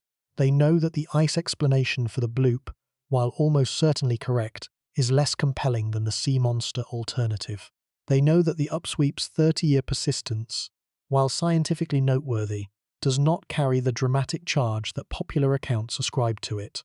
And they know that the most productive use of their limited time and resources is not to engage with popular speculation, but to continue the patient, detailed, unglamorous work of expanding the template library, improving the analytical methods, and maintaining the monitoring infrastructure that makes their work possible. This is the daily reality of the researchers who are haunted by the mysterious noises. The haunting is not dramatic, it is professional. It is the quiet, persistent discomfort of knowing that the ocean is producing sounds they cannot definitively identify, that the identification requires investigation they cannot fund, and that the investigation requires resources that their field does not command. The haunting is real. It is sustained by the data that arrives with each new monitoring period, data that contains the upsweep repeating as always, data that may contain new anomalies that will join the unresolved catalogue, data that confirms, with every review, that the deep ocean's acoustic output exceeds the researcher's capacity to catalogue it. The human dimension of the investigation remains critical. The researchers who analyse the mysterious noises are a small, specialised community. Training new analysts requires years of education and hands-on experience. The career path is uncertain. The funding is sporadic, the institutional support is fragile, the community is aging, and the replacement of retiring specialists with trained successors is not assured. The knowledge accumulated over 3 decades of listening, the intuitive understanding of what the Pacific sounds like and what constitutes an anomaly against its background, is at risk of being lost if the community is not sustained. The researchers continue their work despite these challenges. They listen, they analyse, they publish, they propose. They are haunted by the sounds they cannot explain, motivated by the possibility that the next dataset will contain the clue that resolves a 30-year mystery, and sustained by the quiet satisfaction of contributing to the understanding of the least known environment on the planet. The deeper truth about the mysterious underwater noises is not about any individual noise. It is about what the noises collectively reveal about the relationship between the researchers who study the ocean and the ocean itself. Let that sink in. The researchers have been listening to the ocean for roughly 3 decades. They have developed sophisticated analytical methods. They have built extensive template libraries. They have trained machine learning systems. They have published papers, presented at conferences, and debated the evidence in the professional literature. And after all of this effort, a persistent residual of unexplained noises remains in their catalogue, stable in size, resistant to the expanding templates, undiminished by the improving methods. The residual is small, it is also permanent, and its permanence is what haunts the researchers, because it tells them that their work, however rigorous and however productive, has not exhausted the acoustic complexity of the ocean. The ocean is producing sounds from sources that their catalogue does not contain, and the sources are being replenished as fast as the catalogue expands. Let that sink in. This is not science fiction. This is the documented record of 3 decades of monitoring, the empirical foundation on which the entire field of deep ocean acoustics is built. The record contains millions of identified events and a small but persistent fraction of unidentified ones. The fraction has not converged towards zero. The frontier of knowledge has advanced, but the territory beyond the frontier has expanded to match, maintained by the continuous productivity of an ocean that exceeds the researcher's cataloguing capacity. The biological implications of this persistent residual deserve careful attention. Environmental DNA studies from the deep ocean consistently detect genetic signatures of organisms that have never been directly observed. These ghost species exist in the molecular record, but not in any visual or physical catalogue. If some produce sounds, those sounds would be part of the ocean's acoustic environment, but would not appear in any template, because the organisms themselves are unknown. The acoustic and biological catalogues of the deep ocean are linked. The incompleteness of one implies the incompleteness of the other. the geological implications are equally significant. The mid-ocean ridge system extends for more than 65,000 kilometers around the globe. The acoustic output of most of its segments has never been monitored at close range. The catalogue of geological acoustic signatures is based on observations from a few well-studied locations. The upsweep may be a sound that is common along the Pacific-Antarctic ridge, but anomalous only in the context of a catalogue based on recordings from other segments. The anomaly may lie in the catalogue rather than in the ocean. The climate dimension adds practical urgency. The acoustic output of the Antarctic ice sheet is an indicator of the rate at which the ice is changing. The bloop and the slowdown, if they were ice events, represent data points in this indicator. Monitoring the acoustic output of the Antarctic continuously could provide real-time information about ice dynamics that satellites cannot capture. The mysterious noises may include early acoustic signals of the accelerating disintegration of the Antarctic ice sheet, a process with profound implications for global sea level. The rising ambient noise level of the ocean, driven by commercial shipping, is degrading the acoustic environment in which the mysterious noises were first detected. Low-frequency noise has increased by several decibels over recent decades. Sounds that were clearly detectable in the quieter ocean of the 1990s may be marginally detectable or undetectable today. The detection window may be narrowing as the anthropogenic noise floor rises. The upsweep continues to repeat. It has been repeating since 1991. More than 3 decades of continuous output from a source that has not been conclusively identified. Whatever is producing it has outlasted multiple generations of research equipment, multiple cycles of funding allocation, and multiple shifts in scientific attention. It does not respond to the researchers' analysis. It does not accommodate their schedules. It simply continues, generating its characteristic signal with the patience of a geological process, indifferent to whether anyone is listening, indifferent to whether anyone understands. The upsweep is the noise that haunts the researchers most persistently, because it is present in every dataset they analyze. It is there when they open the files. It is there when they examine the spectrograms. It is there when they present their results at conferences. It is always there, repeating, unresolved, a 30-year-old question that has never been answered. Something is wrong with our assumptions about how well we understand the acoustic environment of the deep ocean. The persistent residual of unexplained noises proves this. The environmental DNA evidence of unknown organisms proves this. The uncharacterized segments of the mid-ocean ridge system prove this. The vast unmonitored expanse of the ocean proves this. And the rising noise level that is degrading both the acoustic environment and the detection capability proves it most urgently. The deeper truth is that the mysterious noises are not anomalies in a well-understood system. They are indicators that the system is not yet well understood, that the catalogue of known sources is not yet complete, and that the deep ocean is producing sounds from a diversity of sources that exceeds what the researchers' templates represent. The noises are the evidence, the ocean is the mystery, and the researchers, who have devoted their careers to listening, are haunted by the knowledge that the mystery is not diminishing with their effort, but persisting alongside it. The connection between the mysterious noises and the search for extraterrestrial life provides one final, expansive perspective. The chemosynthetic ecosystems of the deep Pacific, sustained by geological energy in the absence of sunlight, are the primary model for potential life in the subsurface oceans of icy moons. The acoustic techniques developed for studying the mysterious noises could be adapted for instruments deployed in extraterrestrial oceans. The deep Pacific is a rehearsal space for astrobiology, and the mysterious noises are the practice signals against which analytical methods are being tested. The inability to definitively resolve some of these practice signals after decades of analysis is a sobering preview of the challenges that await the search for acoustic biosignatures beyond Earth.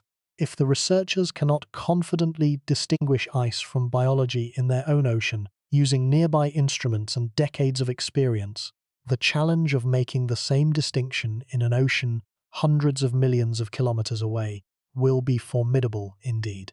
The connection between the mysterious noises and the broader question of deep ocean biodiversity, illuminates the scale of what we do not know about life on our planet.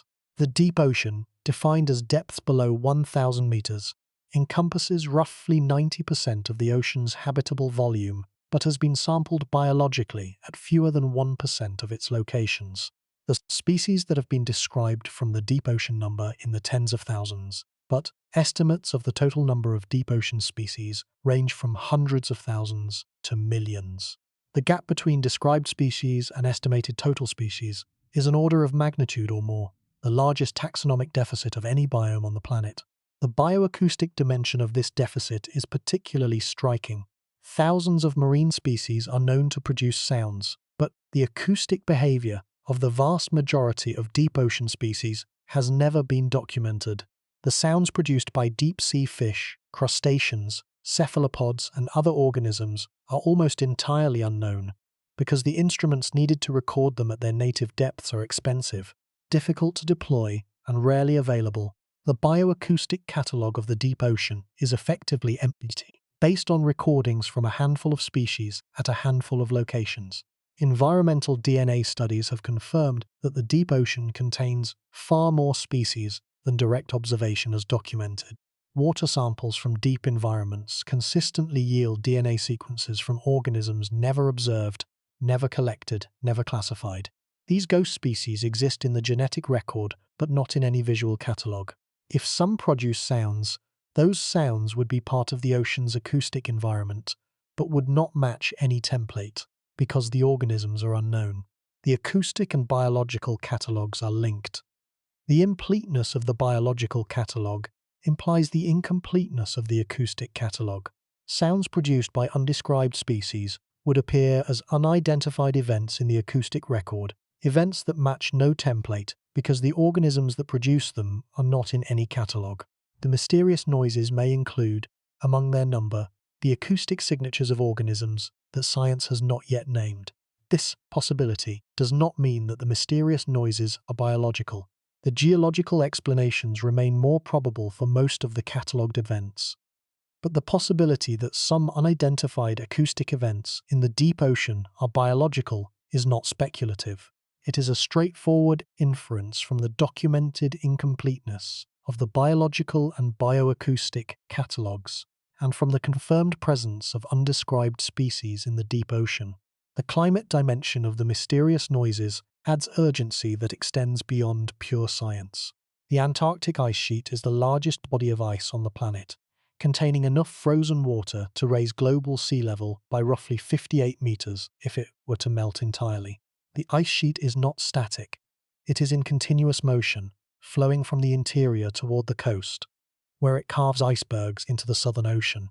The calving process and the subsequent breakup of icebergs produce acoustic emissions that propagate through the SOFAR channel. Monitoring these emissions provides information about ice dynamics that satellites alone cannot capture. The bloop and the slowdown, if they were ice events, represent individual contributions to this acoustic record of ice change. Their detection in 1997 may reflect the state of the Antarctic ice sheet at that time. The rate of ice loss has accelerated since then, driven by warming ocean water that melts the undersides of ice shelves. The acoustic output of the ice sheet has presumably increased correspondingly, but the monitoring capability for detecting this increase has declined rather than improved since the 1990s. Permanent hydrophone networks in the Southern Ocean, recording continuously for decades, could track the acoustic evolution of the Antarctic ice sheet and provide real-time indicators of ice sheet instability. The technology exists. The scientific case is compelling. The relevance to sea level rise projections is direct. The funding has not been provided. The rising ambient noise level of the ocean compounds the detection problem. Low-frequency noise from commercial shipping has increased measurably. The signal-to-noise ratio for detecting natural acoustic events has declined. Sounds detectable against the quieter background of the 1990s may be undetectable against the noisier background of today. The detection window that the researchers exploited during the golden age of SOSOS-based monitoring may be closing. The effect on marine organisms reinforces the urgency. Blue whales have shifted their call frequencies downward over recent decades, possibly in response to increased background noise. The acoustic environment that these organisms evolved in is being altered on timescales of decades by human activity. The consequences for marine populations are not fully understood, but are a growing concern. The preservation of the ocean's acoustic commons is a responsibility shared by the international community.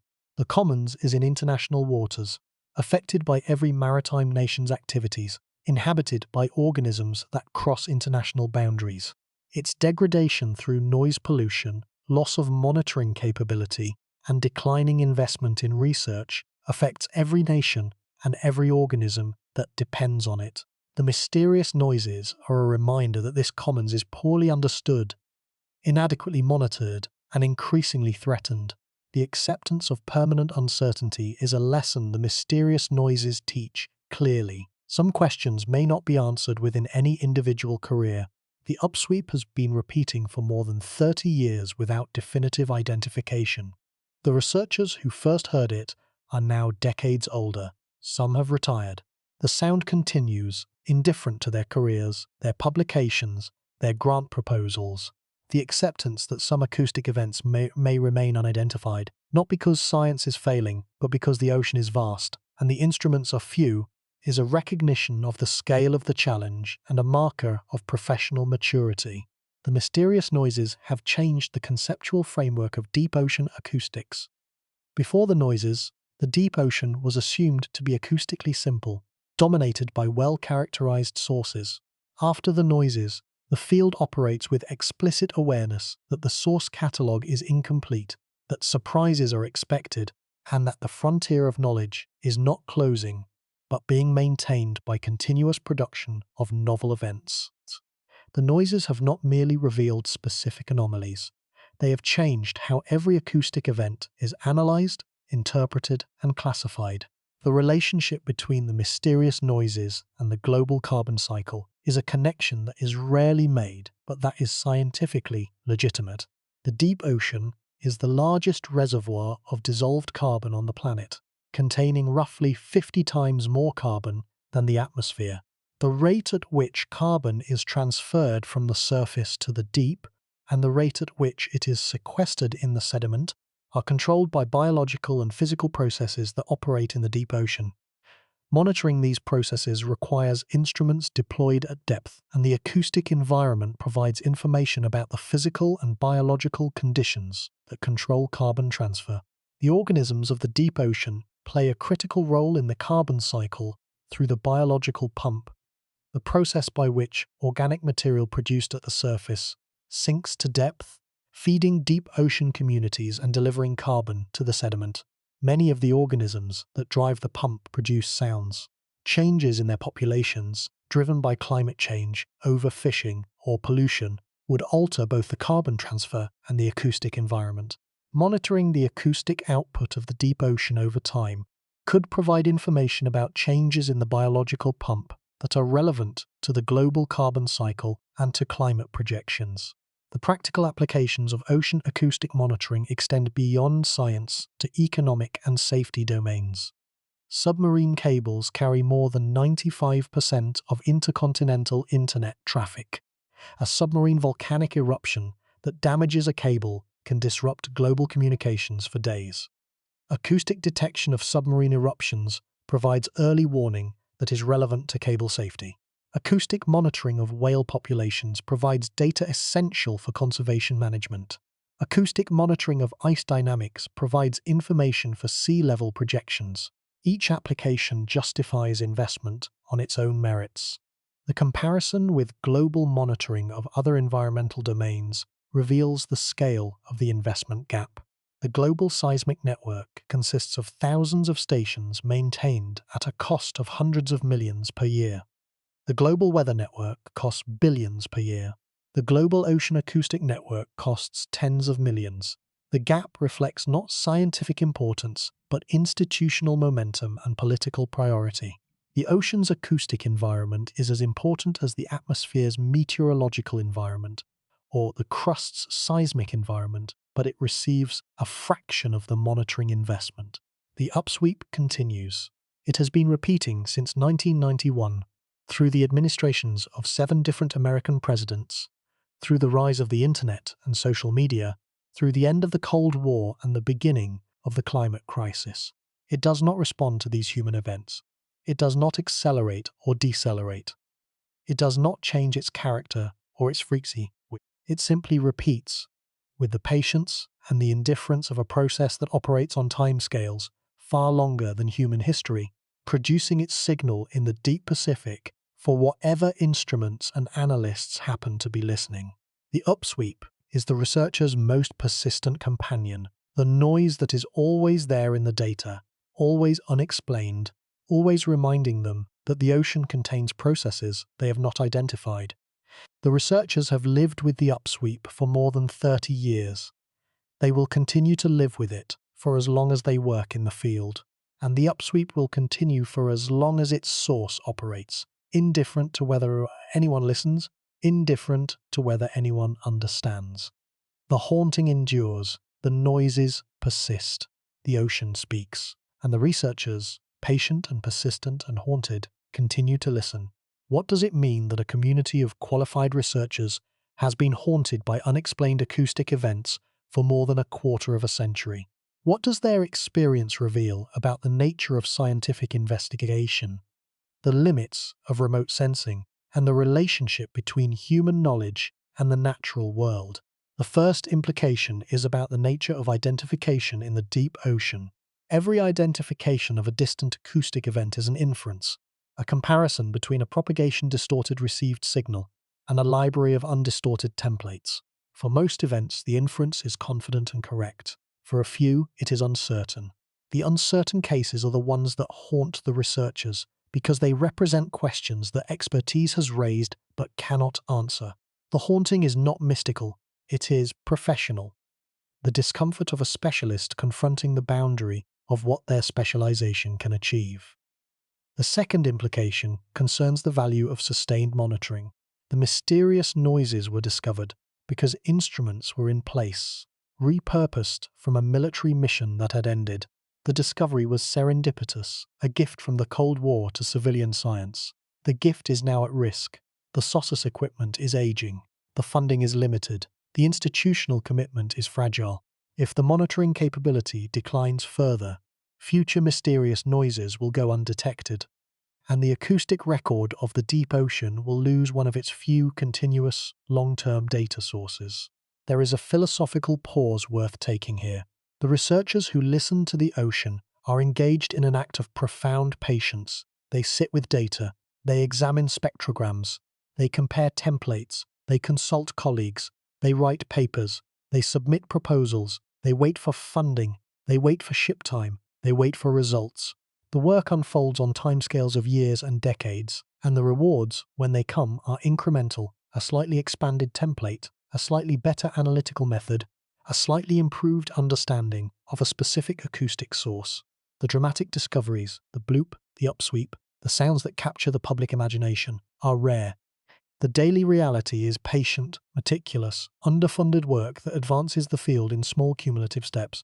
The researchers are haunted not by the spectacular events, but by the routine persistence of the unresolved fraction. The bloop was dramatic, the upsweep is relentless, the slowdown was memorable.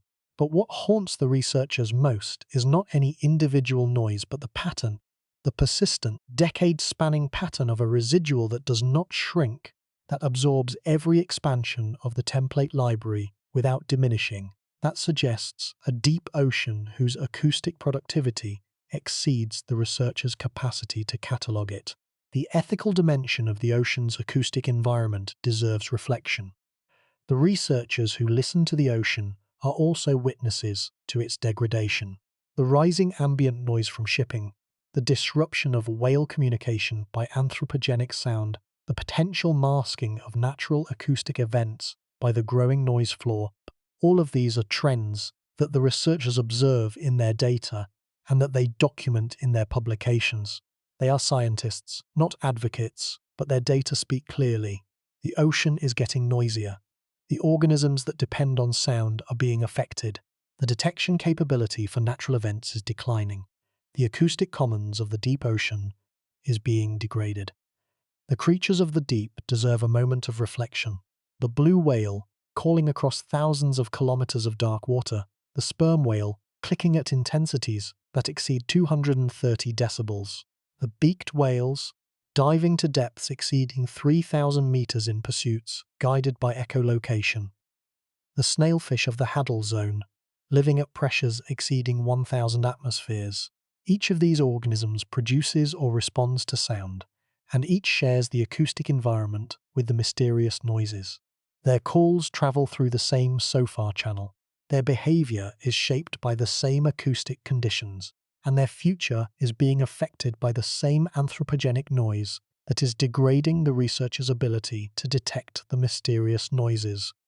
The future of the mysterious noises depends on decisions being made today, whether to invest in new monitoring infrastructure, whether to fund expeditions to the source regions, whether to develop and deploy autonomous vehicles for close-range recording, whether to maintain the institutional commitment to long-term ocean monitoring.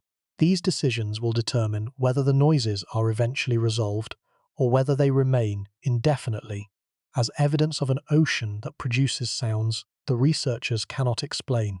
The researchers will continue to listen, they will continue to analyze, they will continue to be haunted by the sounds they cannot identify, and the ocean will continue to produce those sounds, indifferent to the researchers' frustration, indifferent to their funding, indifferent to their careers and their publications and their conferences and their grant proposals.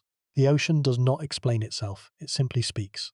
And the researchers listen with the patience and the persistence and the quiet, enduring frustration of people who have devoted their lives to understanding a world that is larger than their knowledge, deeper than their instruments, and more acoustically complex than their models have predicted. The creatures of the deep ocean deserve sustained attention in this reflection. The sperm whale, descending to more than 2,000 meters in pursuit of giant squid, producing echolocation clicks that exceed 230 decibels. The beaked whales, diving beyond 3,000 meters for more than 2 hours, navigating in total darkness by sound alone. The Hadal snailfish, inhabiting trenches at pressures exceeding 800 atmospheres, in environments that would crush every submarine ever built.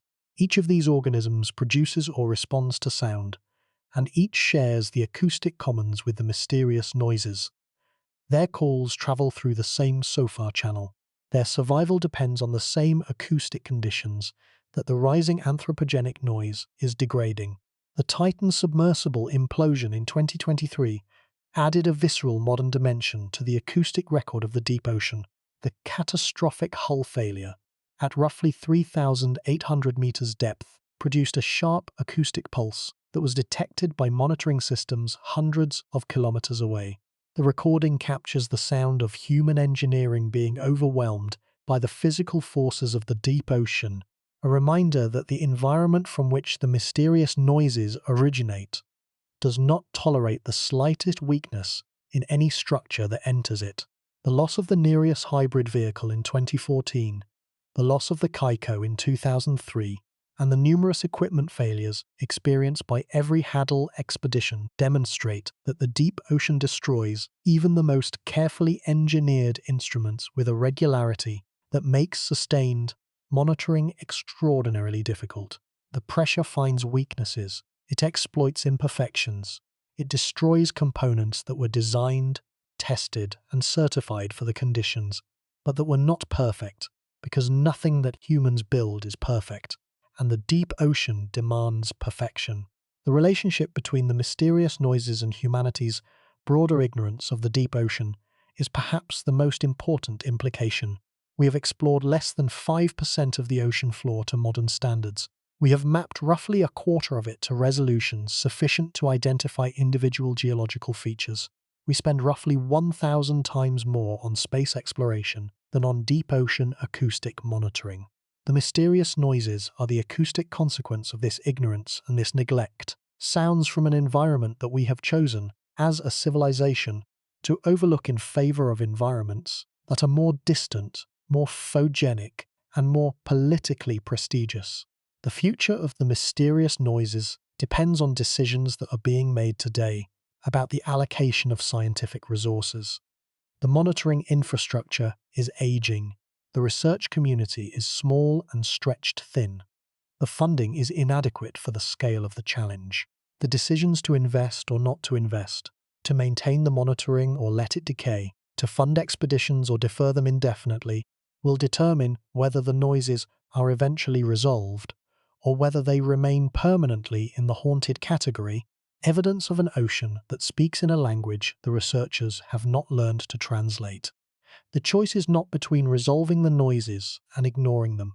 It is between investing in the comprehensive ocean monitoring that would resolve them and many other questions, or allowing the monitoring capability to decline until the noises and the questions they raise become undetectable and therefore unforgettable. The mysterious underwater noises that continue to haunt researchers are not going away. They are not being resolved at a rate that would suggest eventual closure. The template library is expanding, but the residual of unexplained events is not shrinking. The analytical methods are improving, but the improvement is not outpacing the production of new anomalies. The frontier of knowledge is advancing, but the territory beyond the frontier is expanding at the same rate, maintained by the continuous acoustic productivity of an ocean that exceeds every catalogue that has been built to describe it. The upsweep has been repeating since 1991.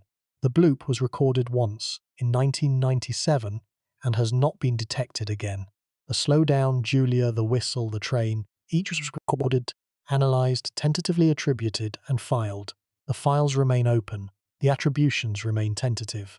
The noises remain unexplained in the strict scientific sense of the word, explained in the probabilistic sense, but unconfirmed in the observational sense. The researchers who first detected these noises are now decades into their careers.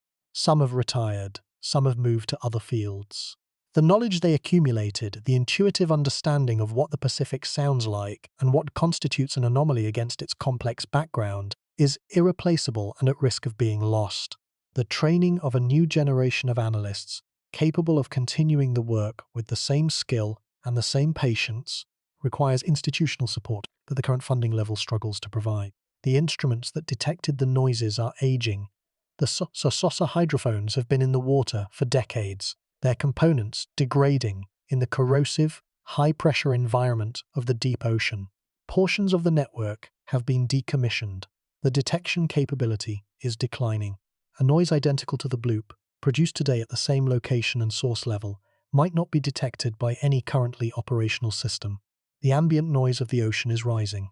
Commercial shipping, the dominant source of anthropogenic noise, has grown steadily over recent decades, adding low-frequency energy to the acoustic background and reducing the signal-to-noise ratio for detecting distant natural events.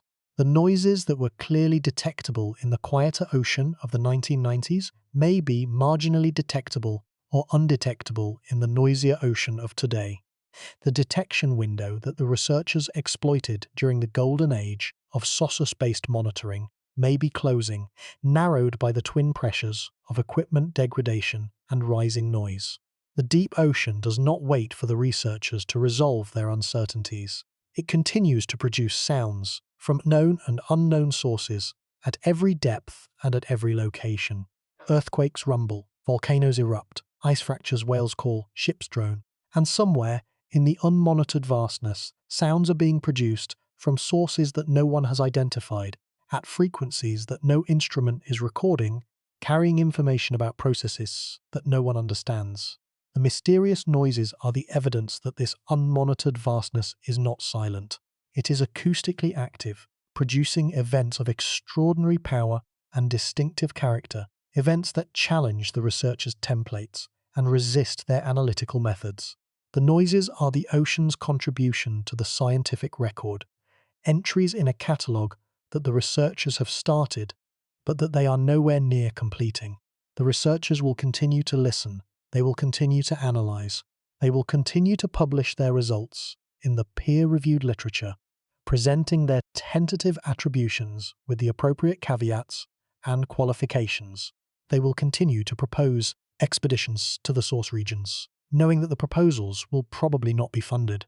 They will continue to train students, knowing that the career path they are offering is uncertain, and they will continue to be haunted in the quiet, professional, enduring way that defines their relationship with the sounds they cannot explain. The ocean speaks, the researchers listen. Some of what they hear they understand, some of it they do not. The part they do not understand is the part that keeps them coming back, the part that sustains their careers and their curiosity through years of patient, underfunded, detail-oriented work. The mysterious noises are not merely unsolved problems. They are the reason the researchers do what they do. They are the evidence that the ocean still has secrets. They are the proof that the world's largest feature is still, after decades of monitoring, capable of producing surprises. The noises haunt the researchers because they represent the limit of what can be known from a distance. They haunt them because they persist despite decades of effort. They haunt them because they suggest an ocean that is acoustically richer and more complex than any catalogue can represent. And they haunt them because the resolution of the mysteries, the direct investigation of the source regions, is within the reach of current technology, but beyond the reach of current funding. The mysterious underwater noises are the ocean's most persistent questions. They have been asked continuously for more than 3 decades. They have not been answered. The researchers hear them every time they open their data files. They discuss them at every conference. They think about them on quiet evenings, turning the spectrograms over in their minds, comparing the profiles with every template they know, searching for the match that would close the case. The match has not been found. The cases remain open, and the noises continue in the deep, in the dark, in the pressure, with the patience of a world that has been speaking for longer than any human institution has existed, and that will continue to speak for as long as there is water in the basins and energy in the crust beneath. The researchers listen, the ocean speaks, the mystery persists, and in the space between the listening and the speaking, in the gap between detection and identification, between hearing and understanding, between the sound and the source, the haunting continues. There is a final dimension to the haunting that deserves to be stated directly. The researchers are not haunted only by the sounds they cannot explain. They are haunted by the knowledge that the investigation needed to resolve the sounds is within the reach of current technology. The autonomous vehicles exist in prototype form. The analytical methods exist. The scientific questions are well formulated. The source locations are known within the limits of triangulation. The cost is modest by geophysical research standards. Everything needed for resolution is available except the funding. The funding is the bottleneck. The funding is what separates the haunting from the resolution, the open case from the closed case, the persistent mystery from the definitive answer. The researchers know this. They know that a modest investment, a few $1 million directed at a dedicated expedition to the upsweep's source region, could potentially resolve the longest-running mystery in their field. They know that the investment has not been made.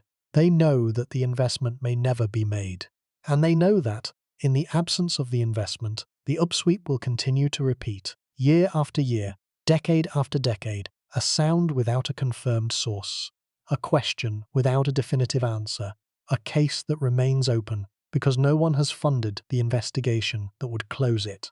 This knowledge is the deepest dimension of the haunting. The mystery is not intractable, it is underfunded. The sounds are not inexplicable, they are unexplored. The gap between detection and identification is not a gap of capability, it is a gap of resources, and the resources, modest by any comparative standard, have not been provided. The deep ocean will continue to produce the mysterious noises, whether the resources are provided or not. The upsweep will continue to repeat. The ocean will continue to generate new acoustic events from sources that exceed the current catalogue. The researchers will continue to detect these events, analyze them, tentatively attribute them, and file them with the appropriate qualifications and caveats. And the haunting will continue. The quiet, professional, decade-spanning haunting of specialists who can hear the ocean's voice but who cannot identify every speaker, who can detect the signal but who cannot close every case, who can listen but who cannot always understand.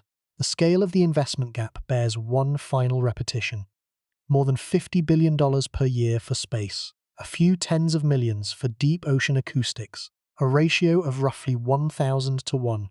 The mysterious noises are evidence that this ratio is misaligned, that the planet's most important and least understood feature is receiving less attention than it deserves, and that the consequence of this neglect is an inability to identify acoustic events that are being produced right now beneath the surface of the ocean that sustains us all.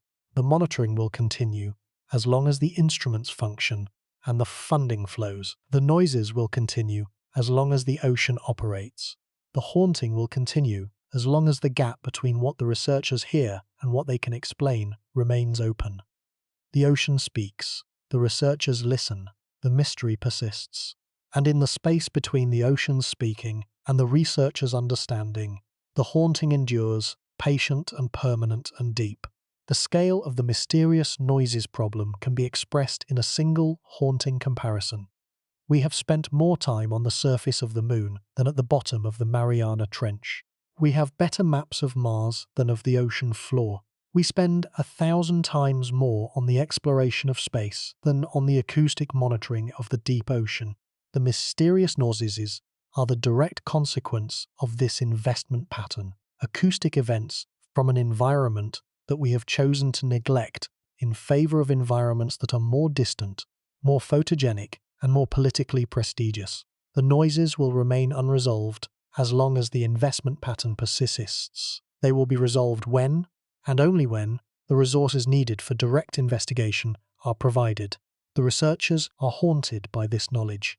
They are haunted by the awareness that the resolution of their field's most famous mysteries is within the reach of current technology, but beyond the reach of current funding. They are haunted by the knowledge that a few $1 million, a fraction of a percent of the space exploration budget, could fund the expeditions that would deploy instruments at the source locations and provide the close-range recordings needed for definitive identification.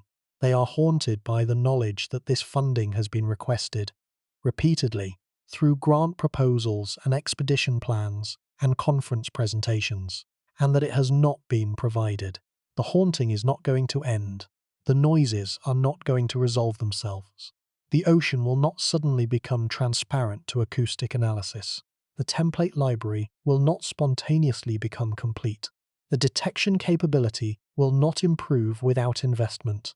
The source locations will not be investigated without expeditions. The expeditions will not occur without funding. The funding will not materialize without a change in priorities that has not yet occurred and that may not occur for years or decades. The researchers understand this. They accept it with the professional resignation of scientists who work in underfunded fields. They continue their work because the work is important, because the questions are genuine, because the data are fascinating, and because the possibility that the next dataset will contain the clue that resolves a decades-old mystery is a possibility that sustains them through the years of patient, meticulous, underfunded effort. The relationship between the mysterious noises and the concept of planetary knowledge is the most fundamental dimension of the haunting. We call Earth a known world. We have mapped it. We have measured it. We have catalogued its species and characterized its processes. But the mysterious noises challenge this description. They demonstrate that the planet's dominant feature, the ocean that covers more than 70% of its surface, produces acoustic phenomena that our science has detected but cannot always identify. They demonstrate that the monitoring infrastructure on which our knowledge depends is fragile and declining. They demonstrate that the gap between detection and identification can persist for decades. The planet is not fully known, the ocean is not fully heard, and the noises that haunt the researchers are the evidence that the world beneath the waves is still larger than our understanding. The ocean will continue to produce mysterious noises. The upsweep will continue to repeat. New anomalies will continue to be detected. The catalogue will continue to grow. The template library will continue to expand. And the gap between the two, between the growing catalogue of unresolved events and the expanding but never complete library of known source types will persist, maintained by the productivity of an ocean that exceeds every framework built to describe it.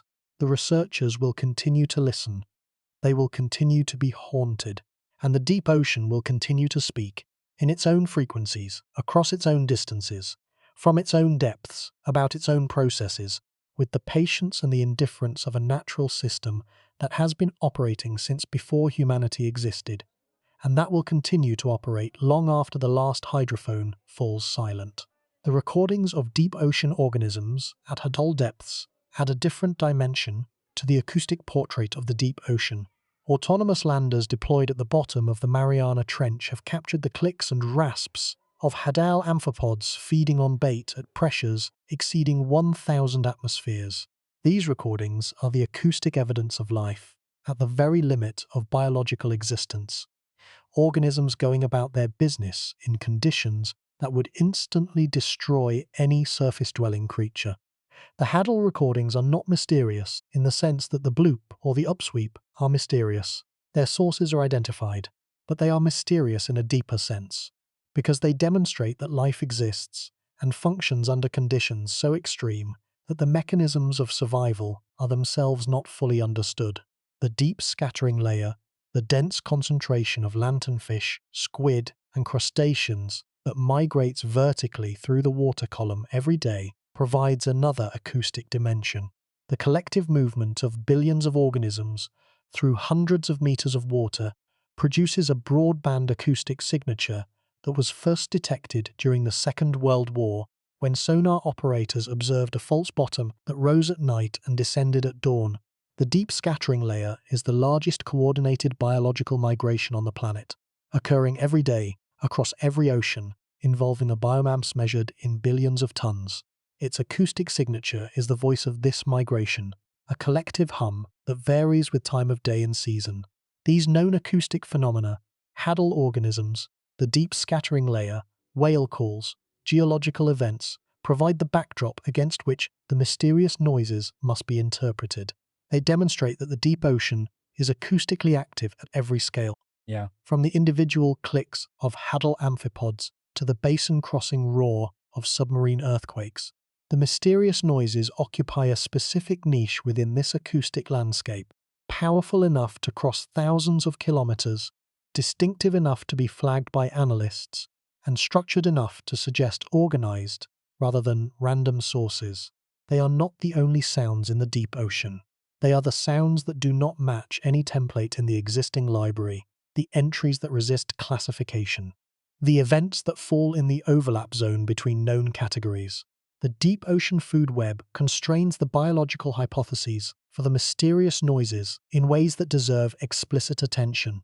The energy budget of the deep ocean is dominated by the flux of organic material from the surface, the marine snow that sinks through the water column and feeds the deep ocean communities.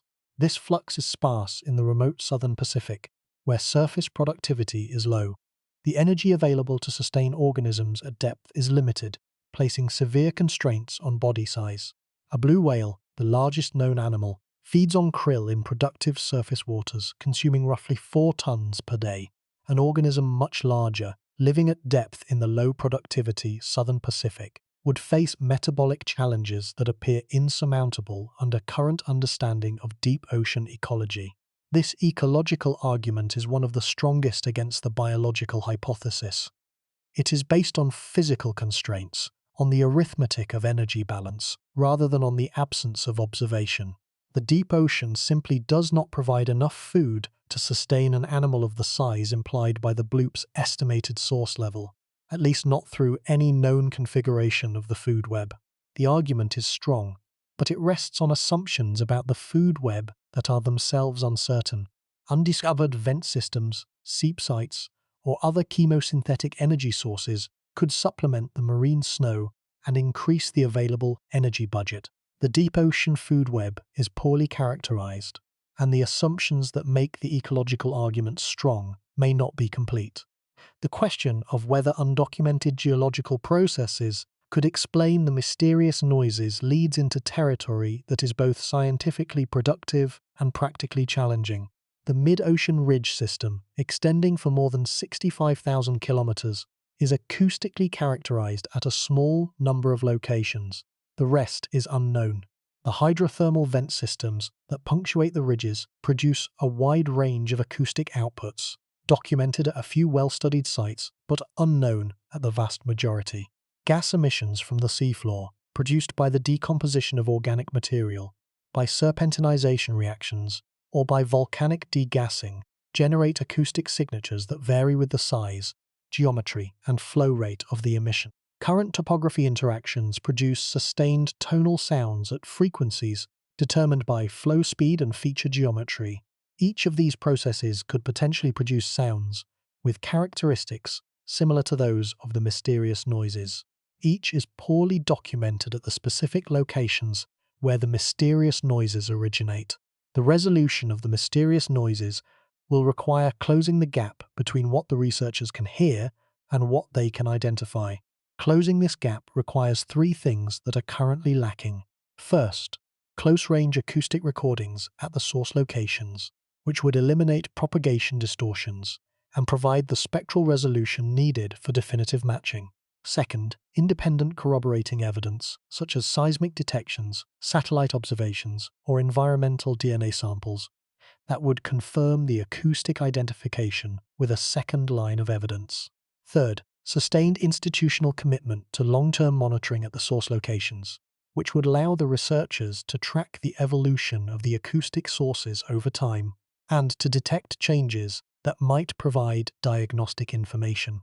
Each of these requirements is technically feasible with current technology.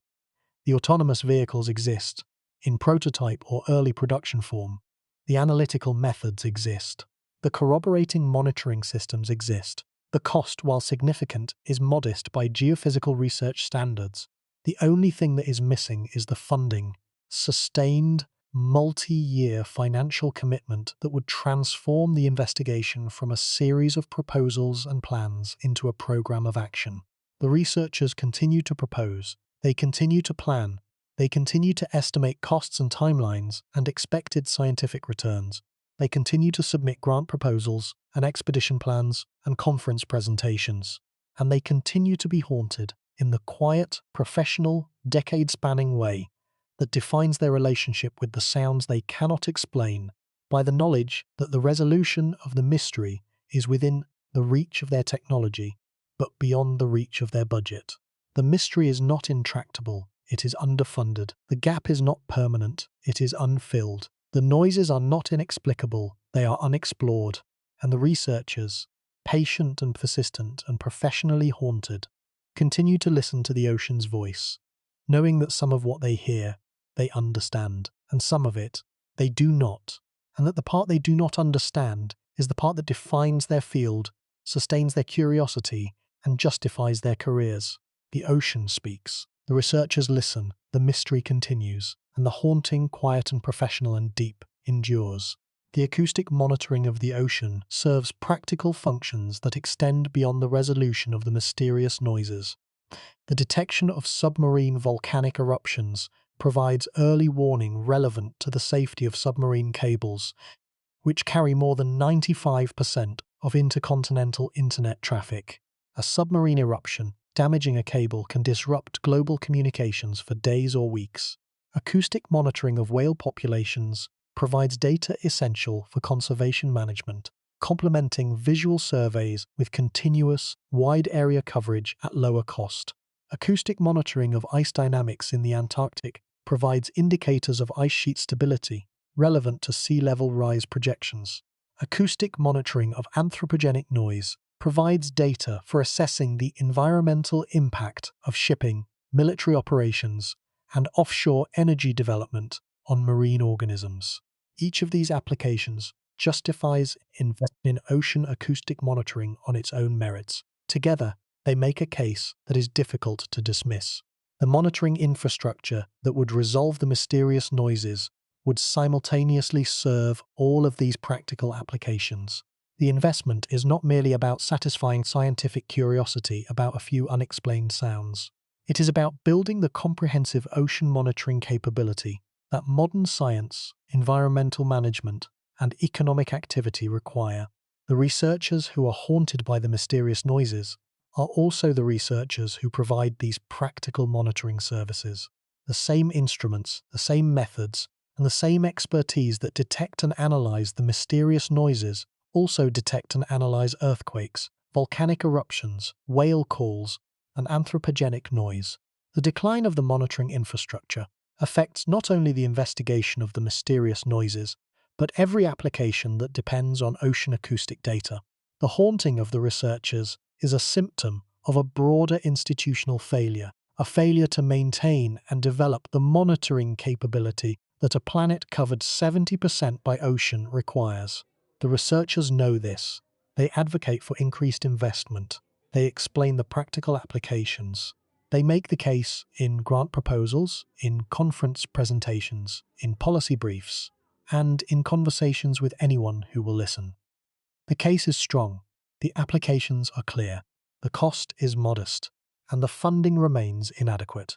Year after year, while the instruments age, the noise rises, the ice accelerates, and the mysterious noises continue to repeat in the deep Pacific, heard but not understood, detected but not identified, haunting the researchers who listen but who cannot close the case. The deep ocean is not going to stop producing sounds. The geological processes will continue. The biological processes will continue. The ice processes will continue. And the mysterious processes, whatever they are, will continue. The question is whether the researchers will have the instruments, the infrastructure, and the institutional support to continue listening. The question is whether the monitoring window that was opened by the end of the Cold War will remain open or whether it will close, leaving the ocean's acoustic environment unmonitored and the mysterious noises unresolvable. The question is whether the haunting will eventually be relieved by resolution, or whether it will deepen into permanent, unfulfilled curiosity, the professional legacy of a generation of researchers who heard the ocean speak and who could not, despite their expertise and their dedication and their patient, decades-long effort, identify every voice. The ocean speaks. It has always spoken. It will continue to speak. The researchers listen. They have always listened since the instruments were made available to them in the 1990s. They will continue to listen for as long as the instruments function and the funding flows. And the mysterious underwater noises that continue to haunt researchers will continue to haunt them until the day that the investigation closes the gap between hearing and understanding, between detection and identification, between the sound and its source. The Titan submersible's catastrophic implosion in 2023 provided a visceral reminder of the deep ocean's hostility that resonated beyond the scientific community. The pressure hull failed at roughly 3,800 meters, producing a sharp acoustic pulse detected by naval monitoring systems. The recording captures the instant when human engineering was overwhelmed by the physical environment, a sound that lasted a fraction of a second, but that carries the weight of the environment's absolute intolerance for imperfection. The deep ocean does not negotiate. It does not give warnings. It does not forgive the smallest flaw in design, materials, or construction. It simply applies its pressure, uniformly, constantly, to every surface of every object that enters it, and it destroys anything that cannot withstand the force. The loss of the Nereus vehicle in 2014 and the loss of the Kaiko in 2003 demonstrate that even the most carefully engineered instruments face non-zero risk of catastrophic failure at depth. The pressure finds weaknesses, it exploits microscopic flaws, it accumulates fatigue damage through repeated stress cycles. The instruments that monitor the mysterious noises operate in this environment continuously, their electronic components degrading slowly, their seals stiffening, their sensitivity declining year by year. The maintenance and replacement of these instruments requires ongoing investment that the current funding level barely supports. The acoustic monitoring of the deep ocean is an exercise in sustained attention to a world that is indifferent to our attention. The ocean does not reward our listening with easy answers. It does not simplify its acoustic output for our convenience. It does not label its sounds or identify its sources. It simply produces what it produces continuously at every depth and every location, and leaves it to the researchers to detect, analyze, classify, and explain whatever fraction of its output their instruments can capture. The fraction is small, the output is vast, and the gap between the two is where the mysterious noises live and where the haunting persists.